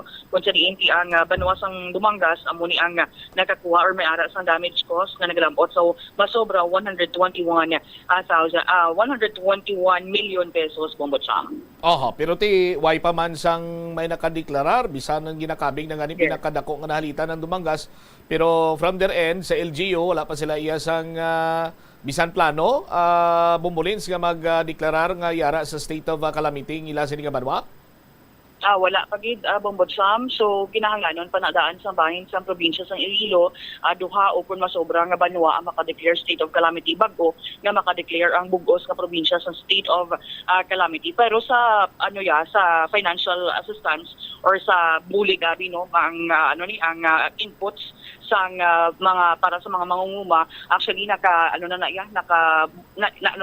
nabutang na actually sa provincial agriculture office sa ilaman nga programa para nga before pa lang ya Bombotcham ang ining pag-anunsyo sang El Nino phenomenon, may ara na ya sa nakalinyada nga mga aid or assistance para sa aton nga mga mangunguma, Bombotcham. All right. Ining si Bombo, si Ermitanio Bade para sa the number 1 and most trusted radio network in the country, ang Bombo Radio Philippines, Basta Radio, Bombo! Salamat gid Bombo Lindsay Bade sa imo sini iyang follow-up report.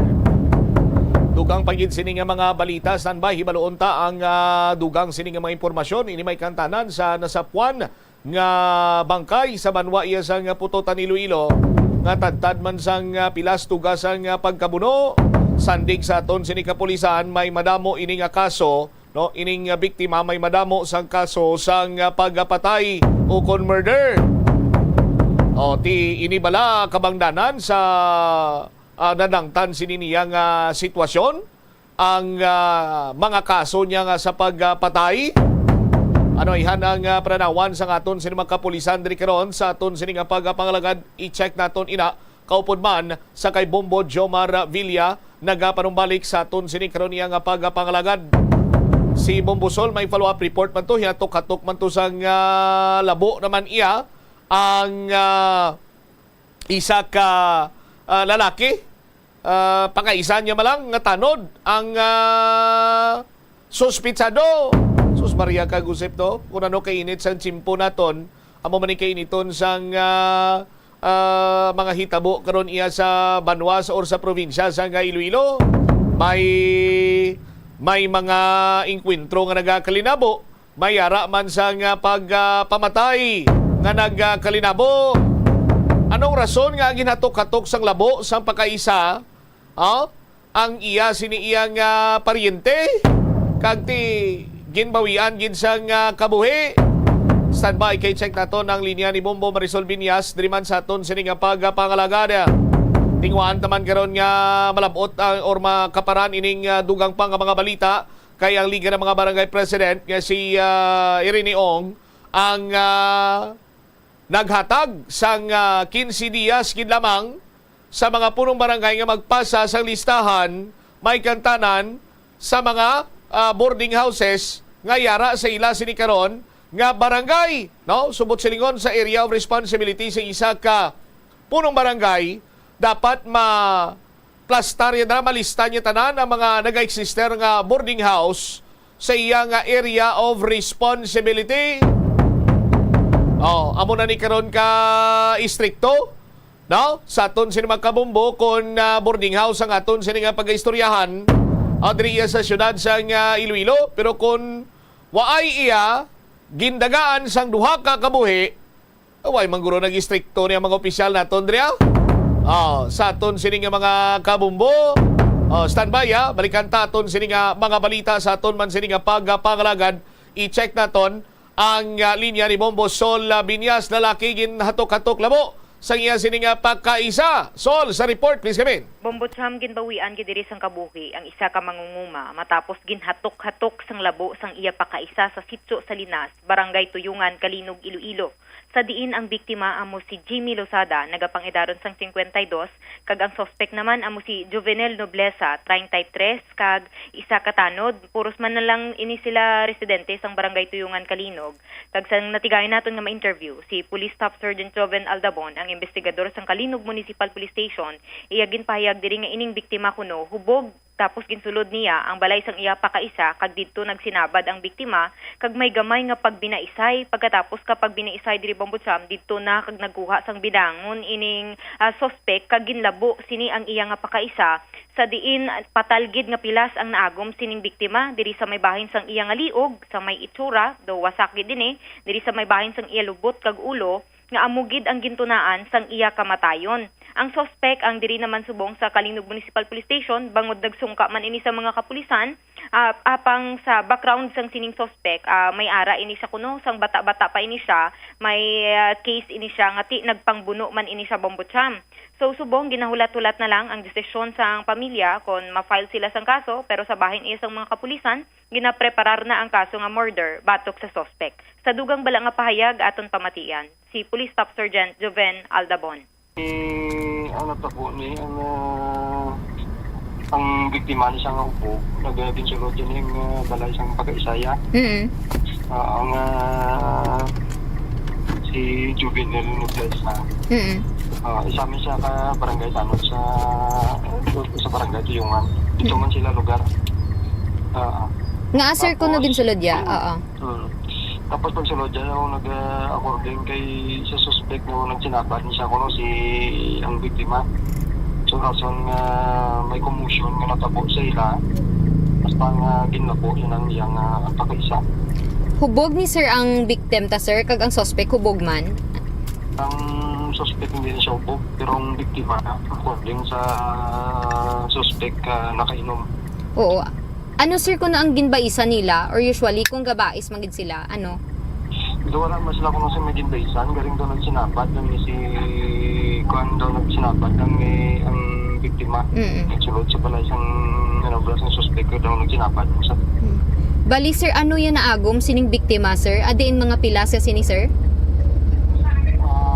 May mga patang siyang pilas mo sa iyang ligo sa tsura kag sa lupot o sa iyang ulo. Bali ano natabo sir sa biktima sir kag sa suspect sir? Ang suspect ready karon sa amon nga kustodiya. Nag-surrender niya siya, surrender. Tapos ang biktima gin-declare siya nga dead arrival. Okay. Bali ano background sir sang victim ta sir? May mga case ni siya nga nagliligad sir kag ang suspect sir kamusta? Ang biktima daw ay man siya sang kanjed ay man siya sang background nga ano. Ay man daw ay man siya record. Ang suspect, sir. Ang suspect na may nabalaan akong nagka-record ni siya. Pero siyang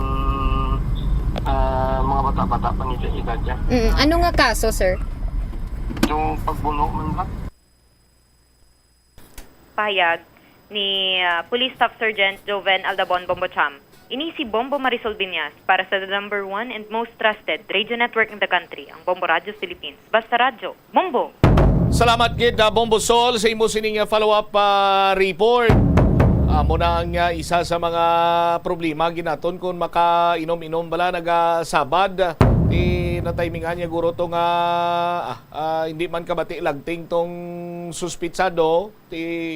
Naglabot gid sa punto nga ginlabo niya ini tubtob mapatay kadamo sang pilas sa banwa.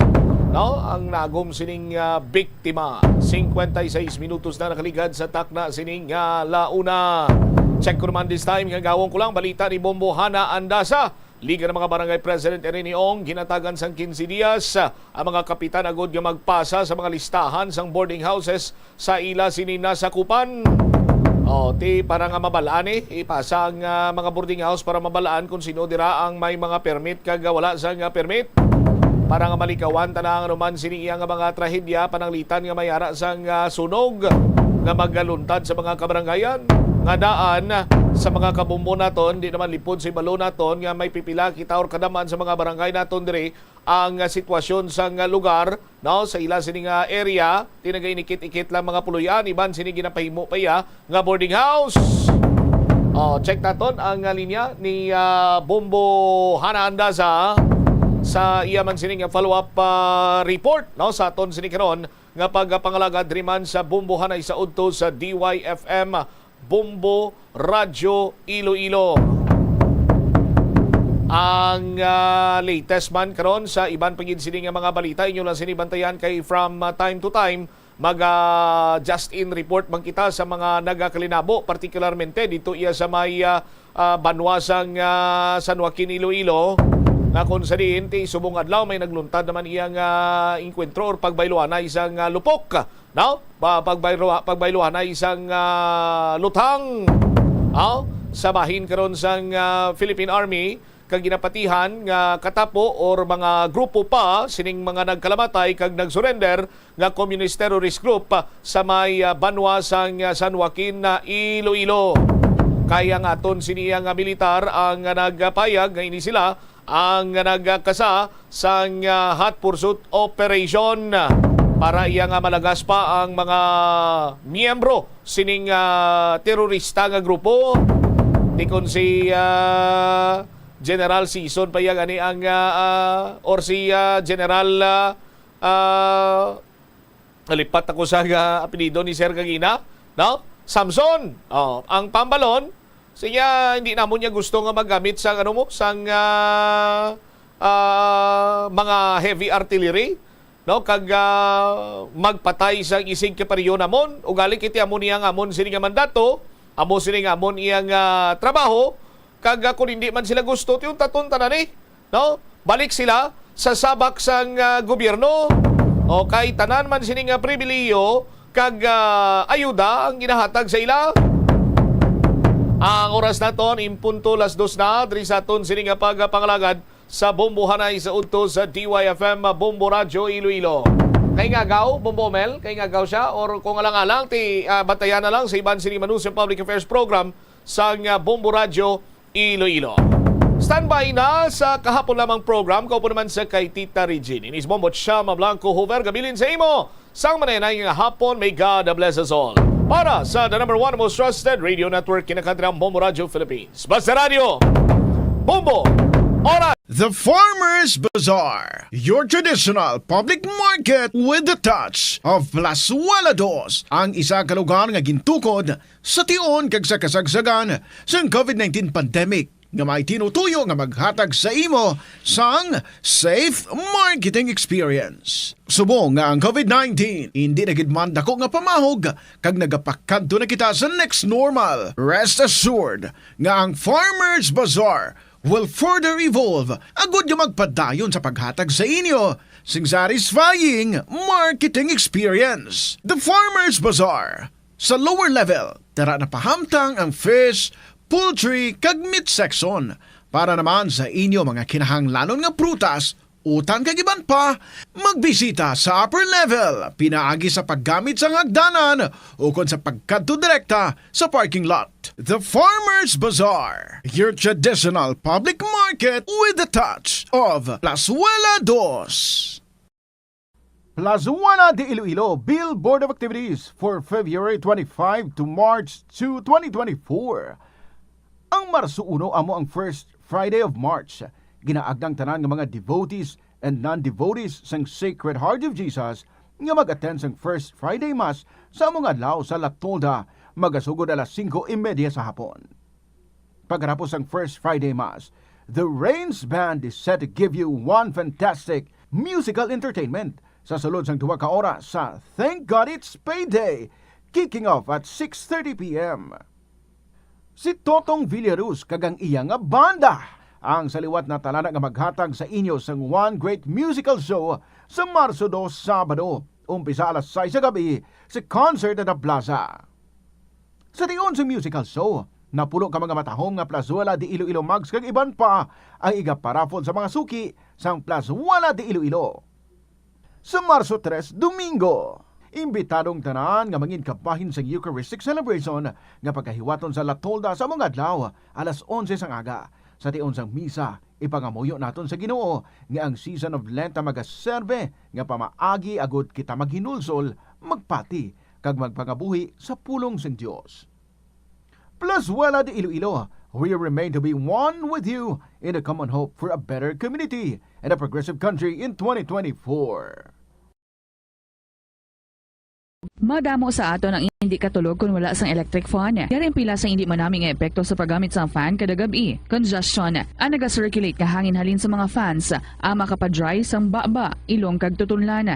Allergies, masami nga madala sa hangin ang mga yabuok na naga-trigger sang allergies. Makatugas ang muscle cramp ang hangin nga naghalin sa mga electric fan. Amo nga kun kaisa, may eksperyensyahan ang masakit nga lawas kung magbugtaw. Importante man nga regular nga tinluan ang fan blades, agad masigurado nga hindi ini pagkiniran sang yabuok. Sa patatas, masami ginahaboy na lang nato ng panit. Suno kay Dr. Cynthia Sass, isa ka nutritionist, ang panit sang patatas sa makabulig sa increased potassium intake. Ang potato skins naga-provide man sang source sang iron nga isa ka essential mineral nga ang primary function nagalakip sang pagsuporta sang red blood cell function. Ini nga cells naga-contain sang dako nga amount sang hemoglobin, ang protein nga naga-bind sa oxygen halin sa ginahaklo ang hangin kag ginadala ang oxygen sa bilog nga lawas. Yari ang mga household level fire safety measures nga dapat tandaan agud makalikaw sa sunog sa balay. Hindi magbutang o kung magtipon sang flammable substance o kung chemical nga makatugas ang sunog sa kusina o kung sa sulod sang balay.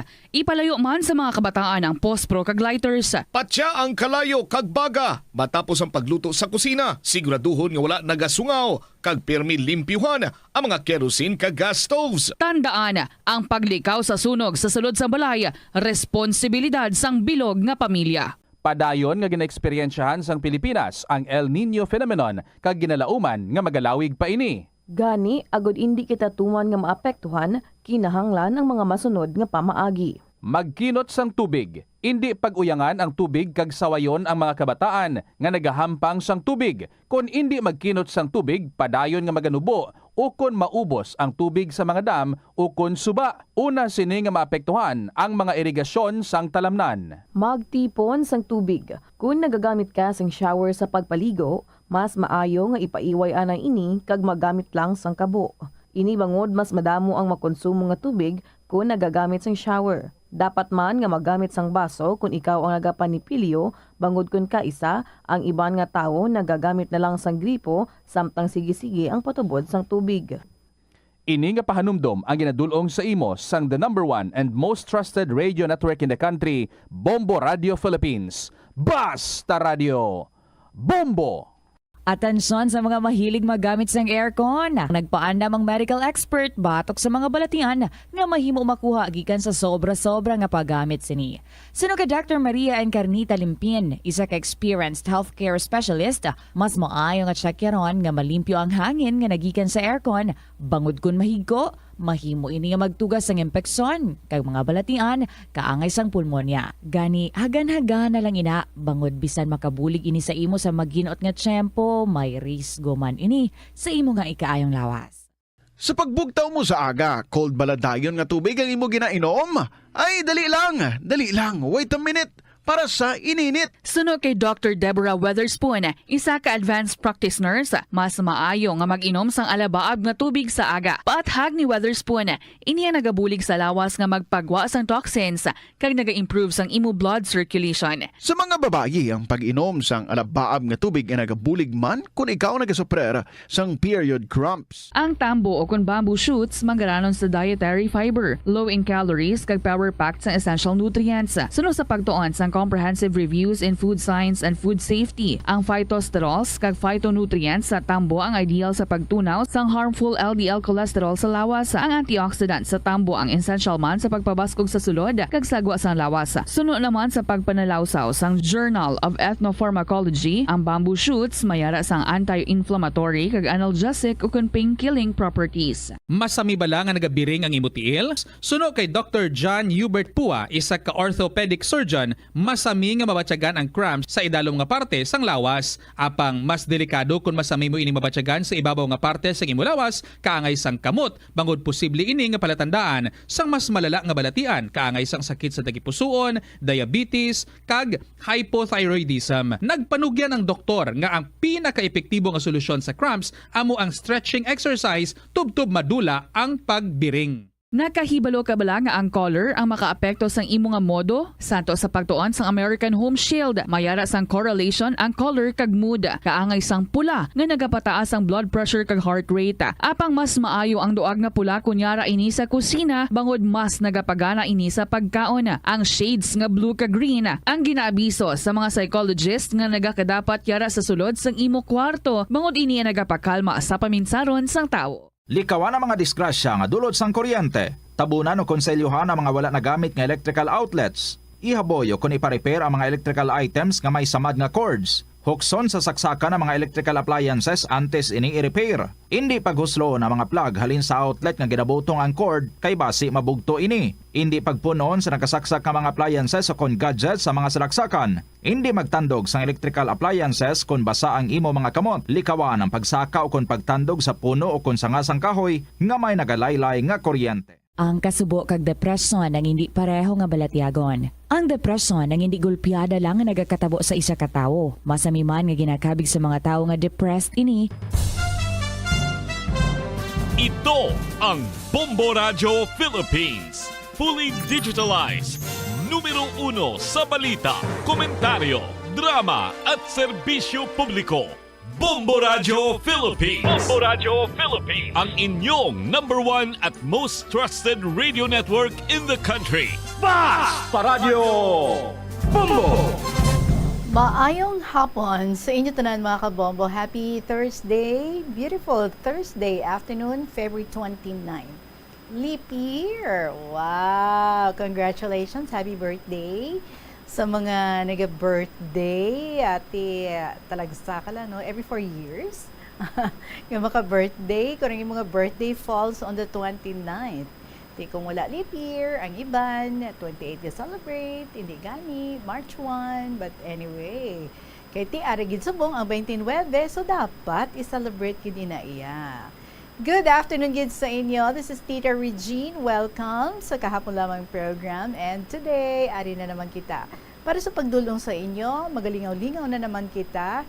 While nga naghihimos-himos ka mo dira, or hindi gani nagkakaon pa lang, or ang iban halingid sa initan, ay kung halingid mo sa initan, hindi dahil mag-inom sa mabugnaw nga tubig. Rest anay gamay. And kung pwede, no? Hindi lang cold ang inyong immune, basta ma-brain freeze ka mo dira, hindi manami. Kag kung may mga maintenance sa BP, see to it, ha? Nga hindi ka mo magpainit sang todo.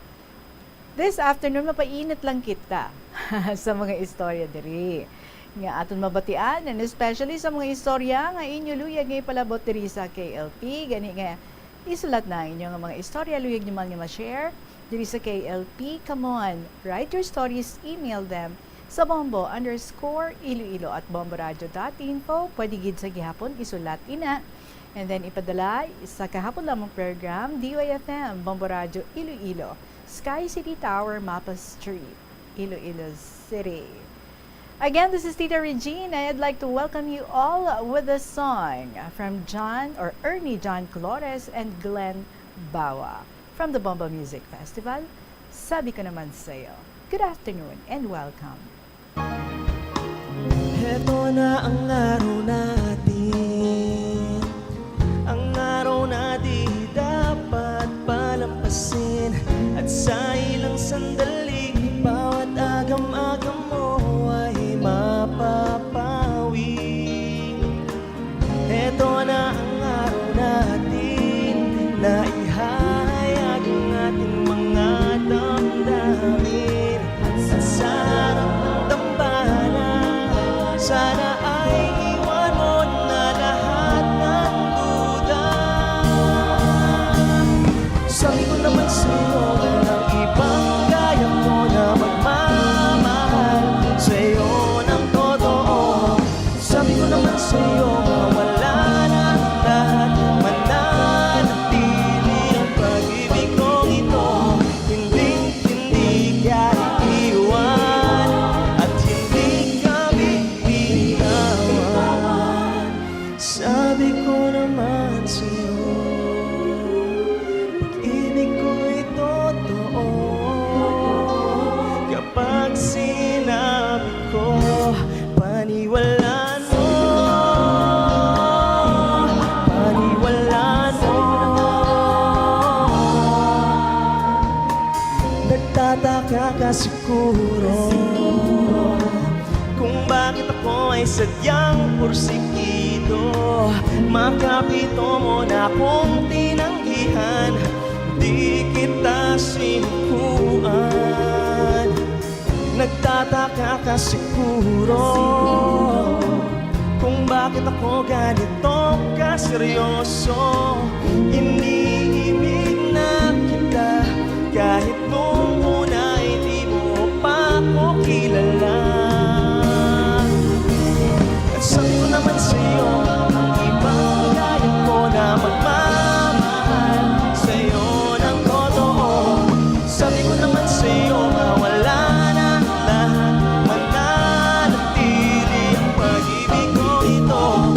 Hindi ka iiwan at hindi ka bibitawan. Sabi ko naman sa'yo, pag-ibig ko'y totoo. Kapag sinabi ko, kapag may luwa'y papahirin, pagkukulang ay di bibilangin. Kapag sinabi ko ay gagawin ko, pagkat mahal kita at di ako magbabago.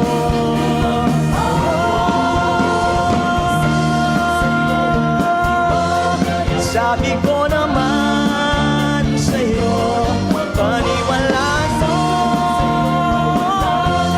Sabi ko naman sa'yo, hindi ka iiwan at hindi ka bibitawan. Sabi ko naman sa'yo, pag-ibig ko'y totoo. Kapag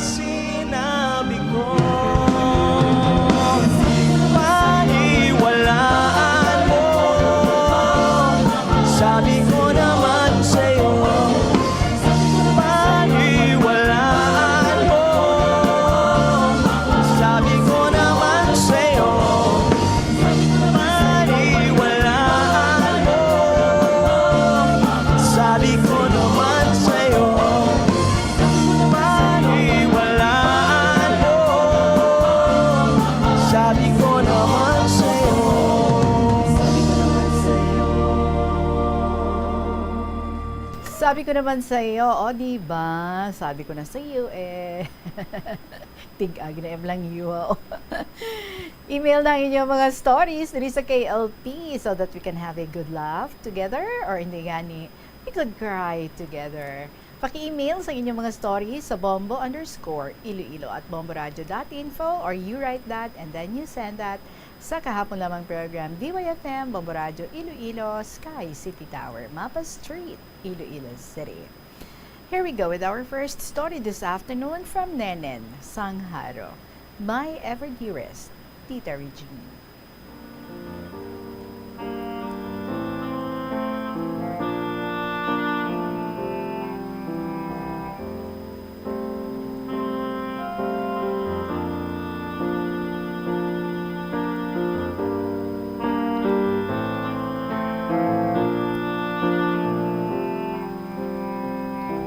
Ako gali si Nenen Sangharo. Tita, may mga kasaysayan ako nga gusto ko naman i-share sa tanan. Sa siyam kami nga magulutod, 5 ko lang kamagulang ang naabtan ko. Kayang 4, patay na, puro mga lalaki. 5 na lang kami tita, 1 ka lalaki, kag 4 ka babae. Sa eskwela pa lang ako, tita, grade 1, edad ko guro tita mga 8 ka tuig. First time ko palapit sa eskwelahan. First day, gindulong lang ako ni nanay sa portahan, kagbayaan. Todo hibi ko tita. Nahadlok ako sa tawo, tapos daw manul pa ko to. Nagdalagan ko tita, ginpangita ko si nanay sa likod eskwelahan. Kay may tindahan na da tita, kada Lunes kag Sabado. Fast forward, mga 3 days tita, gindulong ko liwat ni nanay. Kay nangako nako nga hindi nako maghibi. Abaw tita, ako ang pinakadako kag may edad sa kwarto namon. Nahuya ko tita Regine, kay ako lang ginatinulok nila. Sa higad lang ko nagpungko. Pagkaaga, tita adlaw nako, late nako sulod, kay malayo amon balay sa school. Maagi pa sa bukid paubos. Paghalin sa balay, bag-o bayo. Pag-abot sa school, lago na. Kay tanan nga higko sang hilamon, ara tanan sa bayo ko. Kay mataas pa ang hilamon sa akon. Basa pagid tita, kay hamog pa. Ang dalan abi mo, tita Regine, ginaagyan man sang karabaw. Titanan nga lutak, sakam ko. Kay ako lang gaagi kada aga pa. Ara na ko sa Gua School, tita, hindi ako sang classmate ko, pagpasudlon, kay wala ko kuno kapaligo, kag mahigko bayo ko. Di ang classmate ko, tita, nga pala away, bata man mismo sang advisor ko. Halos adlaw-adlaw, nabantayan niya ko, kung wala ko kapaligo, kag lamugo bayo ko, hindi ako pagpasudlon. Pag-abot ni ma'am, muna lang time nga makasulod ako. Way ko gapanugid kay ma'am, kay basi, wala si ma'am, awayon niya ko liwat. Kisa tita, ginakusi ako. Kisa ginabutangan niya basura ang bag ko, kag magkinadlaw sila. Gahibi lang ko, wala ko mahimo. Mag-recess tita, ako lang bilhin sa kwarto. Kay tamad man ko magkapakantin, kay mahigko bayo ko. Duha kami ni ma'am ang bilhin sa kwarto. Kisa tita, ginasugo ko ni ma'am, makuha uban niya. Ako lang na permi ginapakuha iya uban. Isa pagid tita nga, ginabuli ako sang classmate ko, kay dako na ko kuno, hindi pa ko kabalo magbasa kag magsulat. Tuksoon ko ni ma'am masulat sa blackboard, wala gid. Tindog lang, hasta matak-an si ma'am. Fast forward tita, kaduhagid ko magbalik sa grade 1. Hindi man ko gihapon kabalo magbasa kag magsulat. Pinapasar na lang ko ni ma'am, muna naka-grade 2 ako. Edad ko tita, 10 and a half na. Mga mabuot mga classmates ko, wala na ko katilaw bully. Section B, halin grade 1 hasta grade 5. Tita, ibalik ko sang grade 2 ako. Kabalo na ko gawa magbasa kag magsulat, pero mahinay. Tandaan ko pa na tita, hambal ni ma'am, pag grade 1 ko nga, Samtang nagabunot ko kauban niya, hambal niya, wala asang tawo nga bundol. Ang obrahon mo, kada kita mo sa mga newspapers, bisan ugaman daging putos, basahon mo, bisan pinalagpat lang. Sige-sigihon mo basa, bisan nagatigang ka, bisan nagakaon ka, bisan nagapanggarab ka, nga nagapahuway na ka mo. Balik-balikon mo basa. Patiha ako, makabalo kagid na magbasa kag sulat. Tigin sunod ko, tita. Hindi to makuha sa utok ko, hasta subong. Sa grades 3, 4, 5, ako, tita, dasig na ko, magbasa kag magsulat. Pag grade 6 ko, tita Regine, section 1 ako. Classmates ko, mga bata sa mga teachers, mga maalam. Halin pag grade 1 ko, hasan na grade 5, wala gid ko kasaka sa stage. Nahisa ako sa mga estudyante, tita, pero sa grade 6 ko, dako gid kalipay ko. Kay naka-experience man ko, nakasaka kami ni nanay, kay may medal ako kag mag-graduate na. Mga magulang ko, tita Abi, wala gid ko nila na natudluan magbasa kag magsulat. Kay barkada ila ubraya. Ako lang nga practice sulat. Ginahimo ko blackboard ang dingding ka kwarto ko. Tapos maghigda ako, sige basa, hasta matulugan ko. Ang mga magulang ko ya, may pangabuhi na. Nahimo ko yan nila yaya sa mga bata nila. Kung maglabay ko pakadto sa school, ginapabantay ako ya bata iya kay manindahan permi may kadtuan. Muna ang isa ko ka magulang. Kung hindi ko magpati, kusiun ako. Kung di mapati ka na lang. Tapos pag abot siya mga bata, iya damo pagkaon, pero akong isa lang.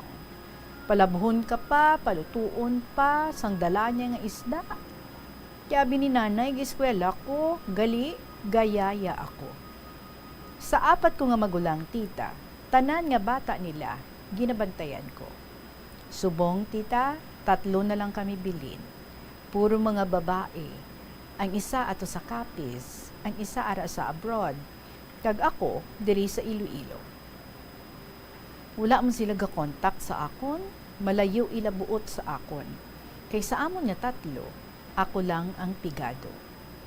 Ang magulang ko sa abroad, tita, matchat lang na siya kung may ipamangkot. Kung pangayuan mo na siya bulig, mahatag man, pero damo istorya niya. Masakit, pero gahipos lang ko, tita, kay ako ang gakinahanglan.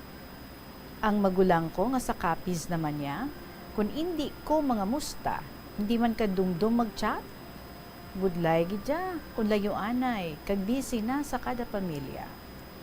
Nakaagi man ko, tita, obra sa tawo, sa isa ka balay, 3 akon ama, puro pa mga laon. First time ko obra sa tawo, nagpa-school girl ako, tita. 1 year lang ko to, tita, hindi ko kaya ugali nila. May tomboy, puro mga alabuton. Ang isa teacher, ang isa gabantay adopted nila, ang isa may uma nga naasikaso. Pagbugtaw ko na, mga 3:00 ang kaagahon, manghugas ko 20 kabilog na biberon. Pabukalan, maluto pamahaw, mahimos pa school, upod man kami sang ama ko nga teacher, kaya dito man siya sa school ko na-assign, sa library. Ginapabantayan niya ko, tita, sa mga estudyante, kon ganobyo ko. Magpanyaga, dapat puro mga classmates ko upod ko. Pag abot sa balay, akigan niya ko, kay gusto ya, upod kami kaon. Nahuya ko, tita, kay ginabantayan niya timo ko, kag tulukon, wala pa misok-misok. Nahuya ko. Pag abot, manglaba, adlaw-adlaw, tapos laba, madigamo, panyapon, makaon, kag matuon.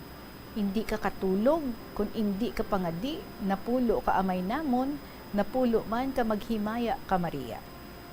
Ang nagabantay naman sa akon, about sa obra sa balay, ang isa kalaon nga na-assign sa bata. Upod kami sa kwarto. Adlaw-adlaw, gabi-gabi, muna obra ko. Hindi ko katulog kung wala libro dalong ulunan ko. Pagbugtaw, dapat nakapangadi ko Kung ano gin pangadi ko antes matulog, muna man pagbugtaw ko. Dapat tunugon ko gid, kay siya gasabat. Magkaon ko sa balay, tita, ginabantayan ako sang teacher. Nahuya ako magdugay sa lamesa. Permi ko gutom, kay kulang kaon ko. Kung gutomon ko, obra ko, ginakaon ko ang bunga kaiba sa likod. Sausaw ko sa tuyo. May kalamansi sa garden, ginakaon ko lang, tita. Bisan gamay pa. Dala panit. Sige lantaw TV sa pihak balay. Kay si ma'am, hindi gusto maglantaw ko TV. Bisan Sabado kag Domingo. Hindi man ko katulog. Kay ang laon nga isa, maakig kung magtulog ko. Kisa tita, sa bodega ko gakaon, gapangawat ko kaon, kay gasakit tiyan kag ulo ko kung gutomon ako. Ang mga sudan nga bilin, ginadamog man lang sang laon nga tumboy sa ido. Ang papel naman sang tomboy sa akon, tita, kada gabi, ginasugo ako dulong pagkaon, sang utod nila sa banwaman, pero layo lakton. Malabay ka pa sa simbahan, sa tulay nga lawig, sa punerarya, sa layo pagid, kay ang iya balay sang utod nila nga lalaki, lapit sang hospital. Pag-abot ko to, isa lang siya sa ila balay. Kada kadto ko, tita, humog. Nagainom, ginbayaan sang asawa niya, kay ginadumog siya sang ama ko nga tomboy, kay permi sila gaaway, kay palahubog ba naya, ti maapin, ining ama ko. Gabi-gabi, tita, muna obra ko, bisan nahadlo ko, tita, way kumahimo, kay grabe ang tomboy mag-akig sa akon. Wala gid ko nila napasakay, bisan tawaan kwarta, kay rason nila, wala man may gabiyahe muna oras, alas 10 ng gabi. Allah, sumba ko sa isip ko, bala na ang Diyos sa akon nga maggay. Obra ko, tita, para madula kahadlo ko, gapangamuyo ko. Pulo ka amay namon, maubos ko na ang pulo ka amay namon, wala pa ko kaabot. Galiwat-liwat lang ko. Hasta makapauli sa balay, maglabay ko gani sa kilid punerarya, wala gid ko gabalikid-balikid. Sige lang pangadi ko, pawala lang ko. Pero, kung may mabatian ako nga kalas or tunog, madalagaan ko ya tudo. Do ginapasalig ko lang buot ko, tita, muna nga oras daan, linong-linong, wala gid tawo. Hambal ko, kung i-rape ko sa dalan or itiklod sa taytay, balita na lang ila sang pamilya ko. Nag-away, tita, ang mag-asawa. Baw nagsulong ang tumboy, gasalag siya pangita tricycle. Gindalaya ko. Pag-abot namon to, ginganit dayon sa buhok ang asawa. Nagbato man sa iya ang asawa. Ako ya, gatindog lang. Kaghimos sa mga bayo nga galapta. Kita ko, tita, daw mapierde siya. Damo kinarusan niya sa guya, kagliog. Pagbulag nila nga duha, kay tiginhukas man sila sang bana, ako ang ginpaokpa ni tomboy, nga ako nung wala ko siya ginbuligan, dumog sa asawa. Tihambal ko, nang, way ko ilabot sang away niyo. Kag isa pa, hindi ko na pwede ka-intra kay ti pinamilya na iya. Hambalan niya ko, way ko kunupulos, dalun sa gamo, kay ti matulok lang ko. So isip ko, imo man sala, kay manulong ka, mag-asawa na iya, intrahan mo. Tapos mong hagad ka back up. Pagpauli, wala ako na sapat. Sugid yako sa duha ka laon. Baw, tita, ginpinahan niya ko. Duha ka adlaw, kinadalaya ko sa iya uyapad. Ginpapulot siya ko kuhol. Ubuson ko gid kuno ang duha ka kahon. Siya ato sa higad, gapanigarilyo with duyan-duyan. Sabado na nga adlaw, pagka-Domingo, gipatampil yako pilapil. Ginpatampil yako pilapil. Tita, whole day kami. 2 days, amon sudan sardinas. Balon lang siya kanon. Pag sira klase, tita, nagpasugat ko kay nanay. Kay hindi ko nila pagpahalinon, kung hindi si nanay masugat, kay basi, balibad ko lang kuno. Tinagkadto si nanay sa akon. Una gid sila atubang. Kay abi nila, isugid ko kay nanay ang obra nila. Hindi nadala sa obra ko ang uyapad, Kag kung sino kontra nila, kontra ko man. Hasta na lang diri tita, ang pinakalawig ko nga sulat. Sorry lang tita, sa kun ayawan kagid. Salamat sa imo kag sa programa mo sa Bombo Radio. Kalingawan ko na tita ang KLP kada hapon. Sige obra. Salamat gid sa liwat. Nenen Sangharo. Tita Regine, may dugang lang ko tita. Sa 3 nga laon nga ama ko, dako man pasalamat ko. Tungod sa ila pagka-istrikto. Sa amon section, ako lang isa ang may honor. Ako man nagkadto sa congressman sa amon banwa. Nagkadtugid ko sa balay niya. Ngayo ko, sponsoran niya ko medal. Nagsunggod pa ang ama ko nga teacher tita. Nga ako no si nanay, ginpasaka ko sa stage. Kay sila ga pa-eskwela sa akon. Wala gi ko kuno ga pabalo nga honor roll ako.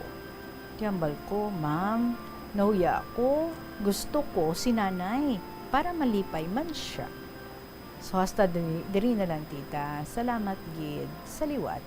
Nenen Sangharo.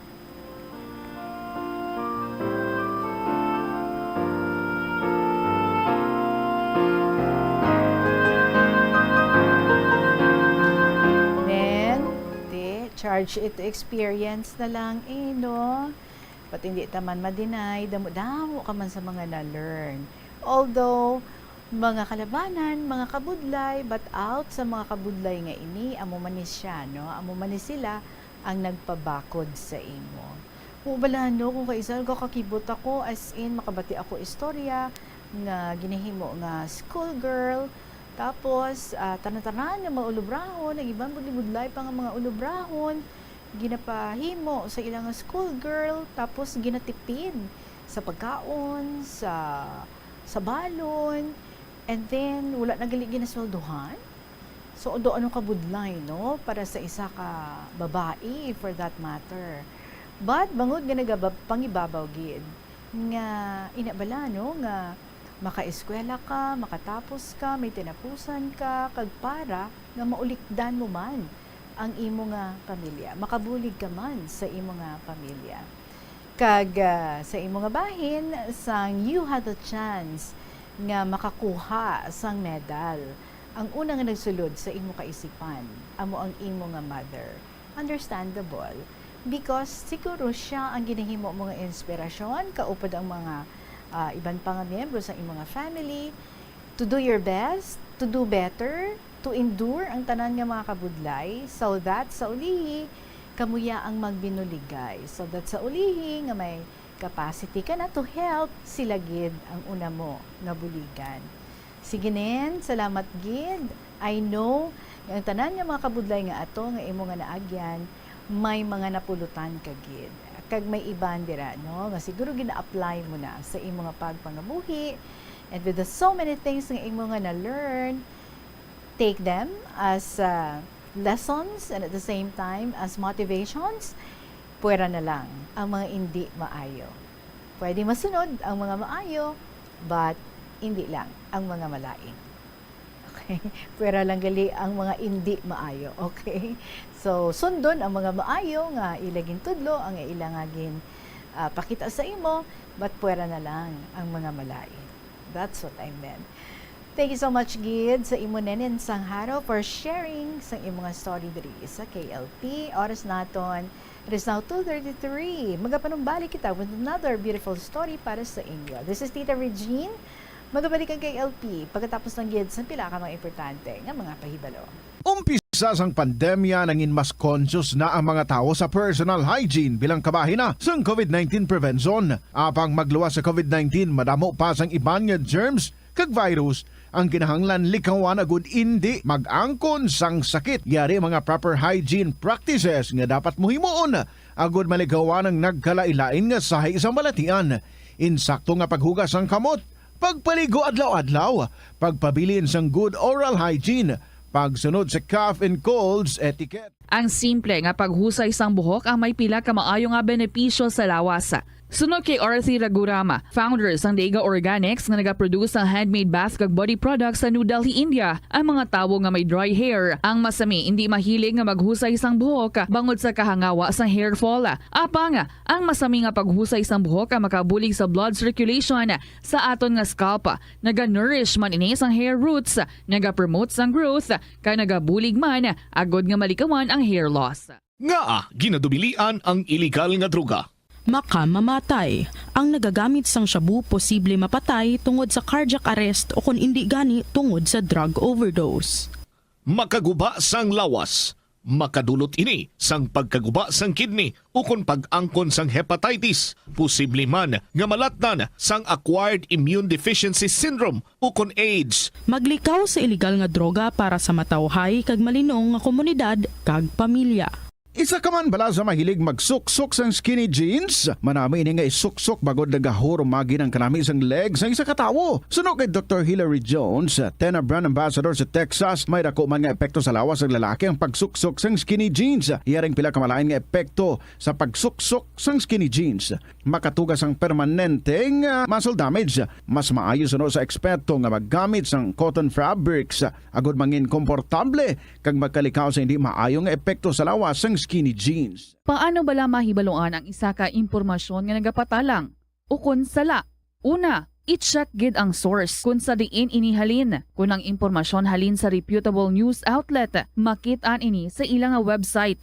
Ikaduha, i-check ang petsa sang gin-publish ang impormasyon o kung ang article. Ikatatlo, i-check ang detalye sang impormasyon. Basta hagid ang bugos nga istorya bangod posible nga ang detalye ang malayo katama sa nakabutang sa headlines. Mag-fact check. Kung kaisa, bangod sa imo nga kaakig, stress kag disappointment sa kabuhi, nagadesisyon kamo nga wala ninyo ginapalibugan kag ginapadalman. Gani likawi nga maghimo sang desisyon kung ikaw ang akig. Hatagi sang oras ang imo nga kaugalingon, bangod ang imo nga first idea ang hindi mo man kung kaisa makabig nga best idea. Makabulig man nga magpangayo sang perspektibo sa ibang nga tawo, ilabi na kung siya ang nagapangatubang man sang kaangay nga sitwasyon sa ilang nga kabuhi. Kung ang desisyon nga imo ginhimo ang wala nangin madalagon, hindi napagbaso ang kaugalingon. Mga kabombo nga motorista, yari ang mga pamaagi agud makatipid ka sa gatong. Ipasiguro nga yara permi sa maayong nga kondisyon ang imo salakyan. Check yara ang imo nga goma kag siguraduha nga yara sa husto nga tire pressure. Likawan nga naka-idle ang makina sang imo salakyan bangod nagakonsumo ini sang gatong. Buksi ang bintana sang imo salakyan kag magamit lamang sang aircon kung kinahanglan. Kag pagkamaayuha nga mag-commute na lang o kung maglakat-lakat kung malapit man lang ang imo kadtuan. Likawan ang aggressive driving kag padalagan ang imo salakyan sa husto lamang nga kadasigon. Agud makalikaw sa food poisoning o kung paglain sang tiyan, sundo ng ining mga pahanumdom sa pagpreparar sa mga pagkaon kag ilimnon. Manghugas ang kamot kag ipabili ng katinlo antes kag pagkatapos ang paghimos. Kung nagamasakit, likawan ang pagpreparar sang pagkaon para sa iban. Siguraduhon nga naluto sang husto ang pagkaon. Kung mahimo, kauno ng pagkaon. Story from Nene Sangoton. Dearest Tita Regine.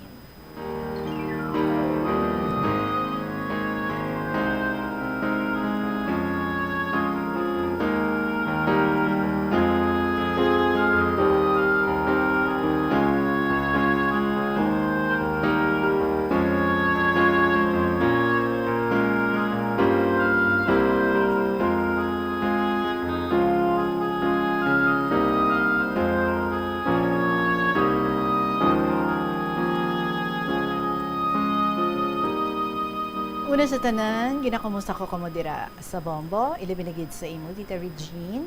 Nagapasalamat ako sa imo, kaya ang akong story, ang napili mga winners sa itong last February 10. Salamat yun, Tita Reg. Subong, padayunan ko ang akong istorya. Parte sa akong nga pagpangabuhi, upod sa akong bana, nga akong sadto amo.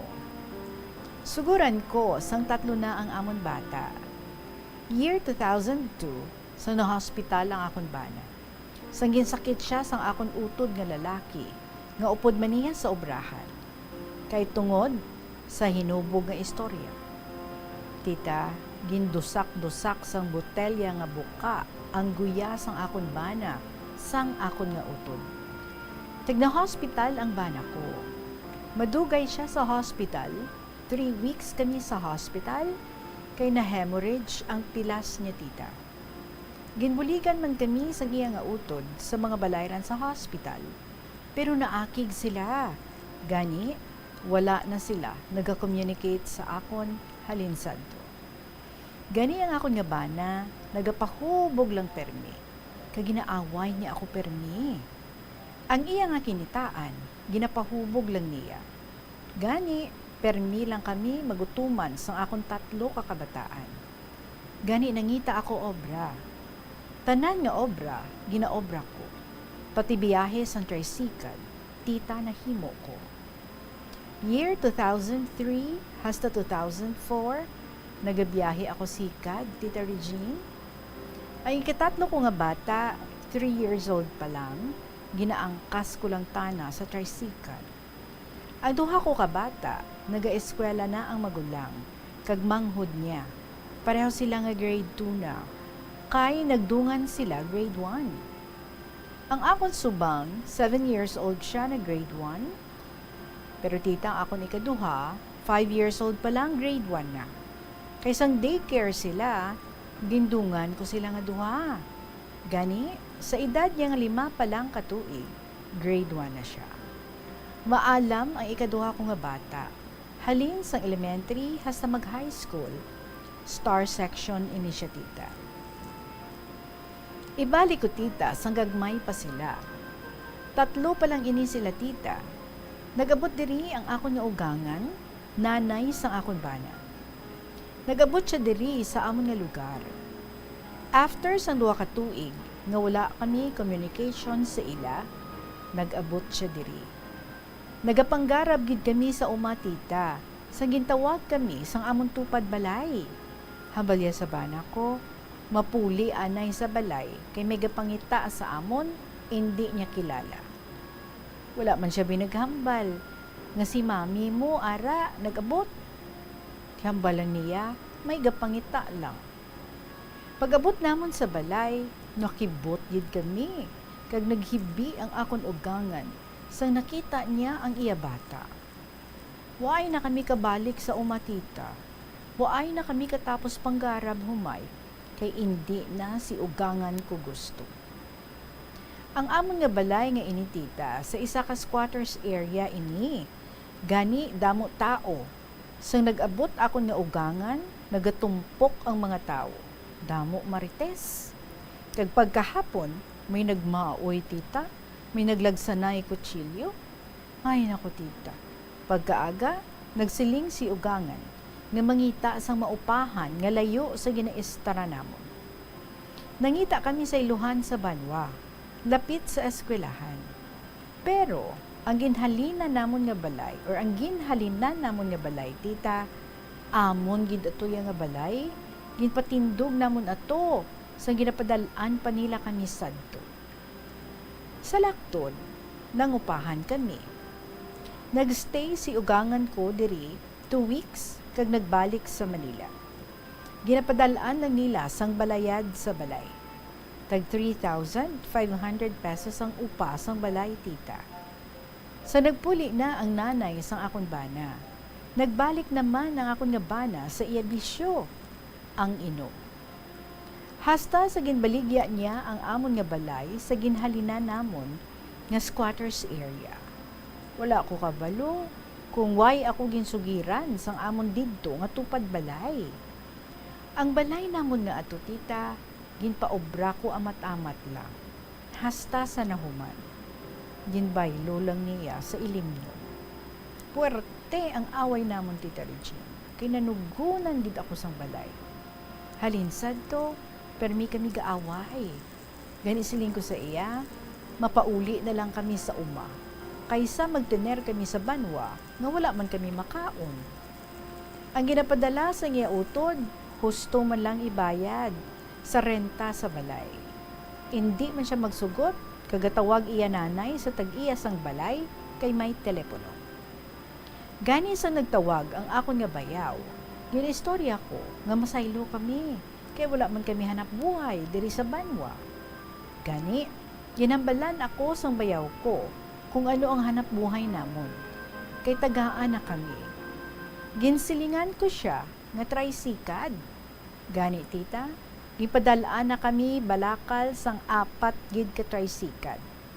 Ginpadalaan na kami 22K. 22,000 tita. Pero wala ginubos bakal sang akon nga bana. Nagbakal lang kami duha lang. Ang iban ginbakal ko baboy nga 2 ka bilog kag ginpasagod ko sa akon pakaisa. Pero amo man gihapon tita, ginapahubog man niya gihapon iya kita. Gani antos man gihapon kami sa mga bata. Kay ginhatag nga kabuhayan sa amon sa iya utod, waay manapuslan. O bos gihapon sa inom. Gani ako na lang ang nagpangita sang amon pangabuhian. Nang labada ako sa subdivision nga lapit diri sa amon. Ang akon nga kita, amo ina ang ginasagod ko sa mga bata ko. Maski palahubog ang akon nga bana, waay gid ako gadula sang paglaom nga base sa pila ka adlaw, magbag-o man siya. Pero hasta sa nadugangan amon mga bata, amo man gihapon.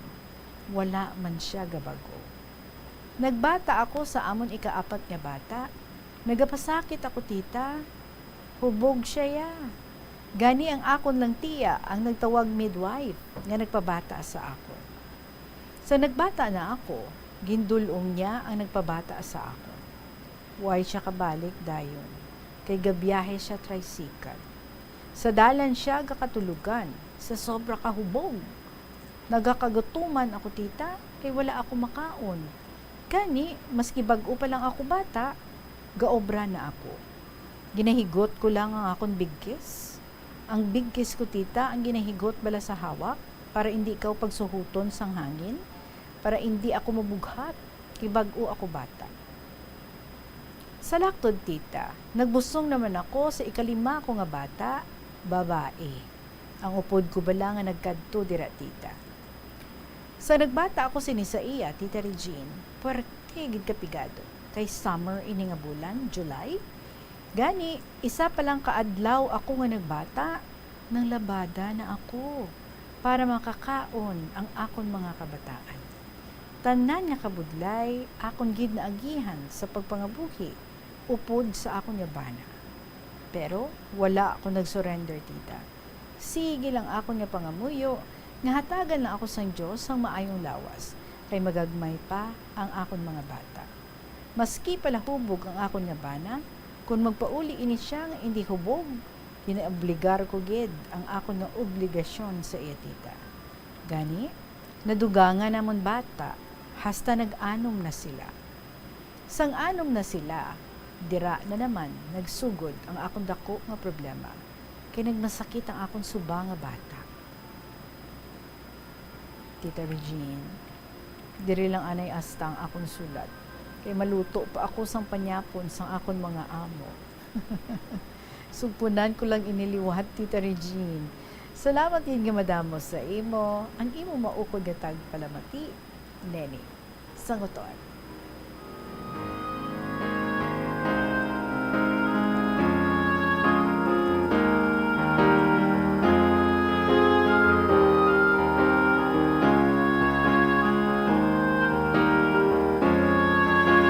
Mino kayo ka-candid lang yun sa imong pagsulat and letting us know nga ti maluto ka pa panyapon. Is giving us the idea. Ma-imagine namon kung nagaano ikaw, ano oras ikaw nga nagasulat sang imong nga istorya. Syempre, stop anay no? Kaya may obligasyon pa sa mga amo, but it's really nice to know nga ti bisan gamay lang ang free time, gina-insert ang paghimo sang istorya. Well, may katapusan ng tanan. We know of that, of course. And if hindi pa man subong ang pagbag-o sang imong nga bana, who knows? Next week, next month, next year, in the next years to come. But most definitely, may katapusan gid ang tanan. Well, you have done so much para sa imong nga family, para sa imong nga mga kabataan, kaya nakita gid na sa imong nga mga kabataan and sa subong no, sa iban mga istorya nagaamat-amat na bulig sa imo balik ang imo nga mga kabataan, may isa ka na kabata nga musubong ang nagabulig sa imo. So padayon lang, mientras masarangan, mientras kaya sa lawas. And yes, just keep on praying for good health so that mapadayon mo man ang imo nga mga obligasyon, ang imo nga mga ginahimo para sa inyo nga family, kakasana lang ang pag-ugtas sa imo nga mga bana, kumbaga, he's a given. So rather than maugtas ka pa, sige lang, di na lang pag-ugtas sa. As in, palanggaan na lang and continue to pray sa iya nga pagbago. Well, who knows, di ba? Manami gid ang mga plano sa Ginoo para sa aton. It is now 15 minutes after 2 o'clock, mga kabombo. May flash report kita nga pagadawaton. Priso, nakapalagyo sa Haro Police Station. Ay, paano natabo ini? Sa diin, mahalin, okay. Si Bombo Hana Andasa ang maghahatag sa aton sa sininga flash report. Bombo Hana, good afternoon. Nagapanawagan ang Iloilo City Police Office sa kung sino man ang makakita o kung ang maimpormasyon sa preso nga nakapalagyo sa presohan sa Haro Police Station kahapon nga adlaw at Tita Reg. Ang preso amo si Gabriel Carlo Tabon, residente sa Pasig City nga may kaso nga estafa sa tuig 2023. Sa interview sang Bombo Radio kay Police Colonel Joreste Coronica, ang City Director sang Iloilo City Police Office, na preso ini siya bangod ginreklamo ini sang iya upod nga nangawat ini sang motor. Sunod, nagpatikayon sang entrapment operation ang Haro Police Station o kuna Iloilo City Police Station 3 kag nadakpa na ugaling ang iya amigo nga complainant wala nagpursue sang kaso kag sa pagsekyar sang Haro Police Station sa iya background didto na nahibaluan nga may warrant of arrest ini galing preso sa estafa. Nakapalagyo ini kapon nga adlaw matapos ginsugo ini nga magpanglimpyo sa sagwa sang jail officer nga naka-duty kag wala na ini mabantayan. Ginako man sang Iloilo City Director nga ang iban nga parte sa police detention facility dira sa may Haro Police Station hindi na bala conducive. Amo na nga nagdesisyon man sila ni Mayor Jared Tranyas kumadumduman nga ang iban nga facility sa iluho na lang sa iCare Center dito sa Ungka. Kag sa subong na instruksyon naman ni Iloilo City Director Police Colonel Joreste Coronica ang Chief sang City Intelligence and Detective Unit nga mag-conduct sang thorough investigation sa 3 ka-duty jail officer kung sino ang filean sang criminal case kag kung sino naman ang filean sang administrative case. Sa subong pag-assign anay sa city headquarters ang ining 3 ka-duty jail officer samtang nagapadayon ang investigasyon. Yari bala kay pamatian naton ang panawagan ni Police Colonel Joreste Coronica na tuhoy sa nakapalagyo nga preso. Kita na mo ng picture ng pangalan niya. Wanted for estafa kag may bail bond nga 20,000 pesos kag kung sino makita sini palihog dayan no sang amon nga number regardless kung ano nga police station no tawagan kami para i-inform kung di nang yang location para ma-restore nato. Nabatian ang kabahin sang panawagan sang City Director sang Iloilo City Police Office, Bombo o Tita Reg. Taga-diin gid ni siya ang nakapuga. Ang ining nakapalagyo Tita Reg, taga Pasig City ini.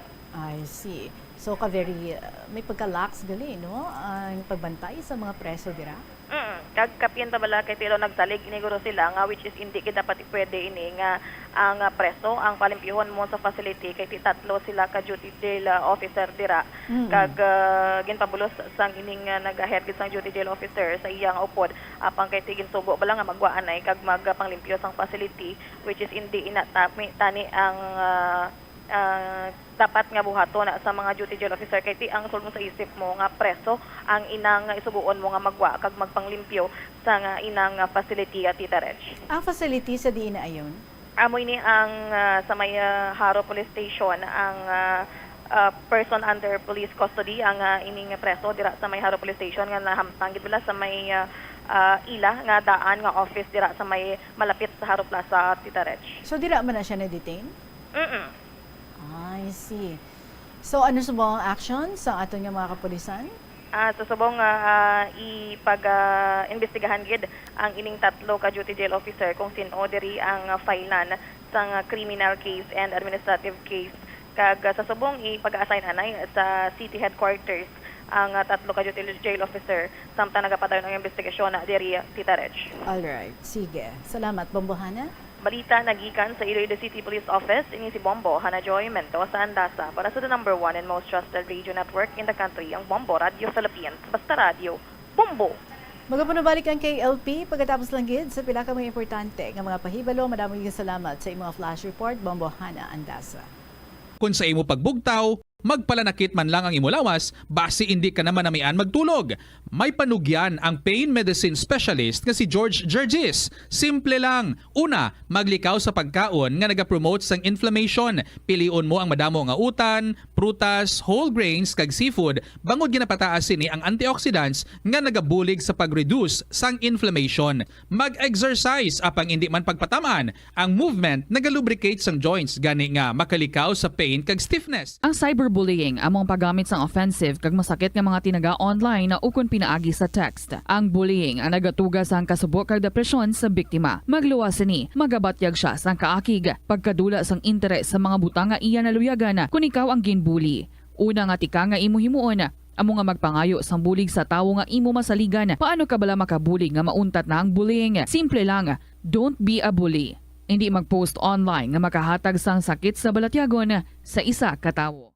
Kadungan sang pagtigulang, nagataas man ang risgo sang vitamin deficiencies nga nagatuga sang physical kag emotional changes. Santo sa isa ka scientific study, ang B vitamins ang importante agod nga mag-function ang body cells nga nagabulig sa metabolism, paghimo sang bago nga blood cells kag nagabulig sa pag-maintain sang healthy skin cells, brain cells kag body tissues. Magluwas sa supplements, lakip sa mga pagkaon nga bastante sa vitamins sa moang karne, whole grains, prutas, gatas, cheese kag mga ulutanon. Nagabulig sa paglikaw sa nanuhay tuay nga balatian ang simple nga pagkaon sang citrus fruits kaangay sang pomelo nga puno sang powerful immune boosting antioxidant. Ang pomelo ang puno man sang lycopene, isa ka anti-inflammatory, anti-aging antioxidant nga nagapanami isang supat. Ang duga naman sang panit kag dahon sang pomelo ang natukiban nga makapatay sang cancer cells kag nagapalikaw sa paglapta sini sandig sa test tube studies. Help is available. Pabombo, maraming salamat sa inyong oras for sharing your time with me sa sining hapon, especially sa mga letter senders naton. Kag sa iban pa din nga may luyag man nga magpadala, mag-share sa ilang mga stories dali sa kahapon lamang program. Feel free always nga mag-share sa inyong mga istorya, paki-email sa bombo_iloilo@bomboradio.info. Pwede nga magsulat, isulat sa gihapon ang inyong mga stories and then ipadala sa kahapon lamang program. DYFM, Bombo Radio Iloilo, Sky City Tower, Mapa Street, Iloilo City. Pwede man nga mabdulong ninyo personally. Kung lapit man lang kamo, no? Kadulong kamo diri sa estasyon sa Bombo, diri sa may Mapa Street. Anyway, ginapasalamatan ko si Lucky Taurus for responding sa akon nga pag-communicate sa iya. Gina-prepare naton ang pag-interview sa iya. Wait lang. Bombo Omel, are we okay? Ang gina-request niya to sa WhatsApp. Pwede man na. Pwede kita. WhatsApp? Pwede? Okay.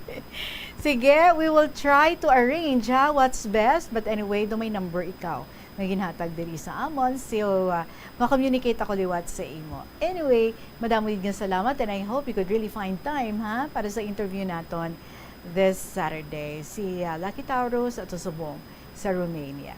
Okay, that's in Europe. Maraming salamat sa liwat sa inyong oras. Nagahulat na ang inyong mga paborito nga mga dramas. Magkasunod ang Tuyang Ermitanya, followed by Provincial Jail, and of course, ang inyong mga paborito, Dear Diary. Ako naman, magapanumbalik buwas. Sa liwat natin ng pagkita ay, wow, brand new month na kita tomorrow, month of March. Maraming salamat sa liwat. Sige hapon, ninyo alagad si Tita Regine para sa kahapon lamang program. Good afternoon and God bless.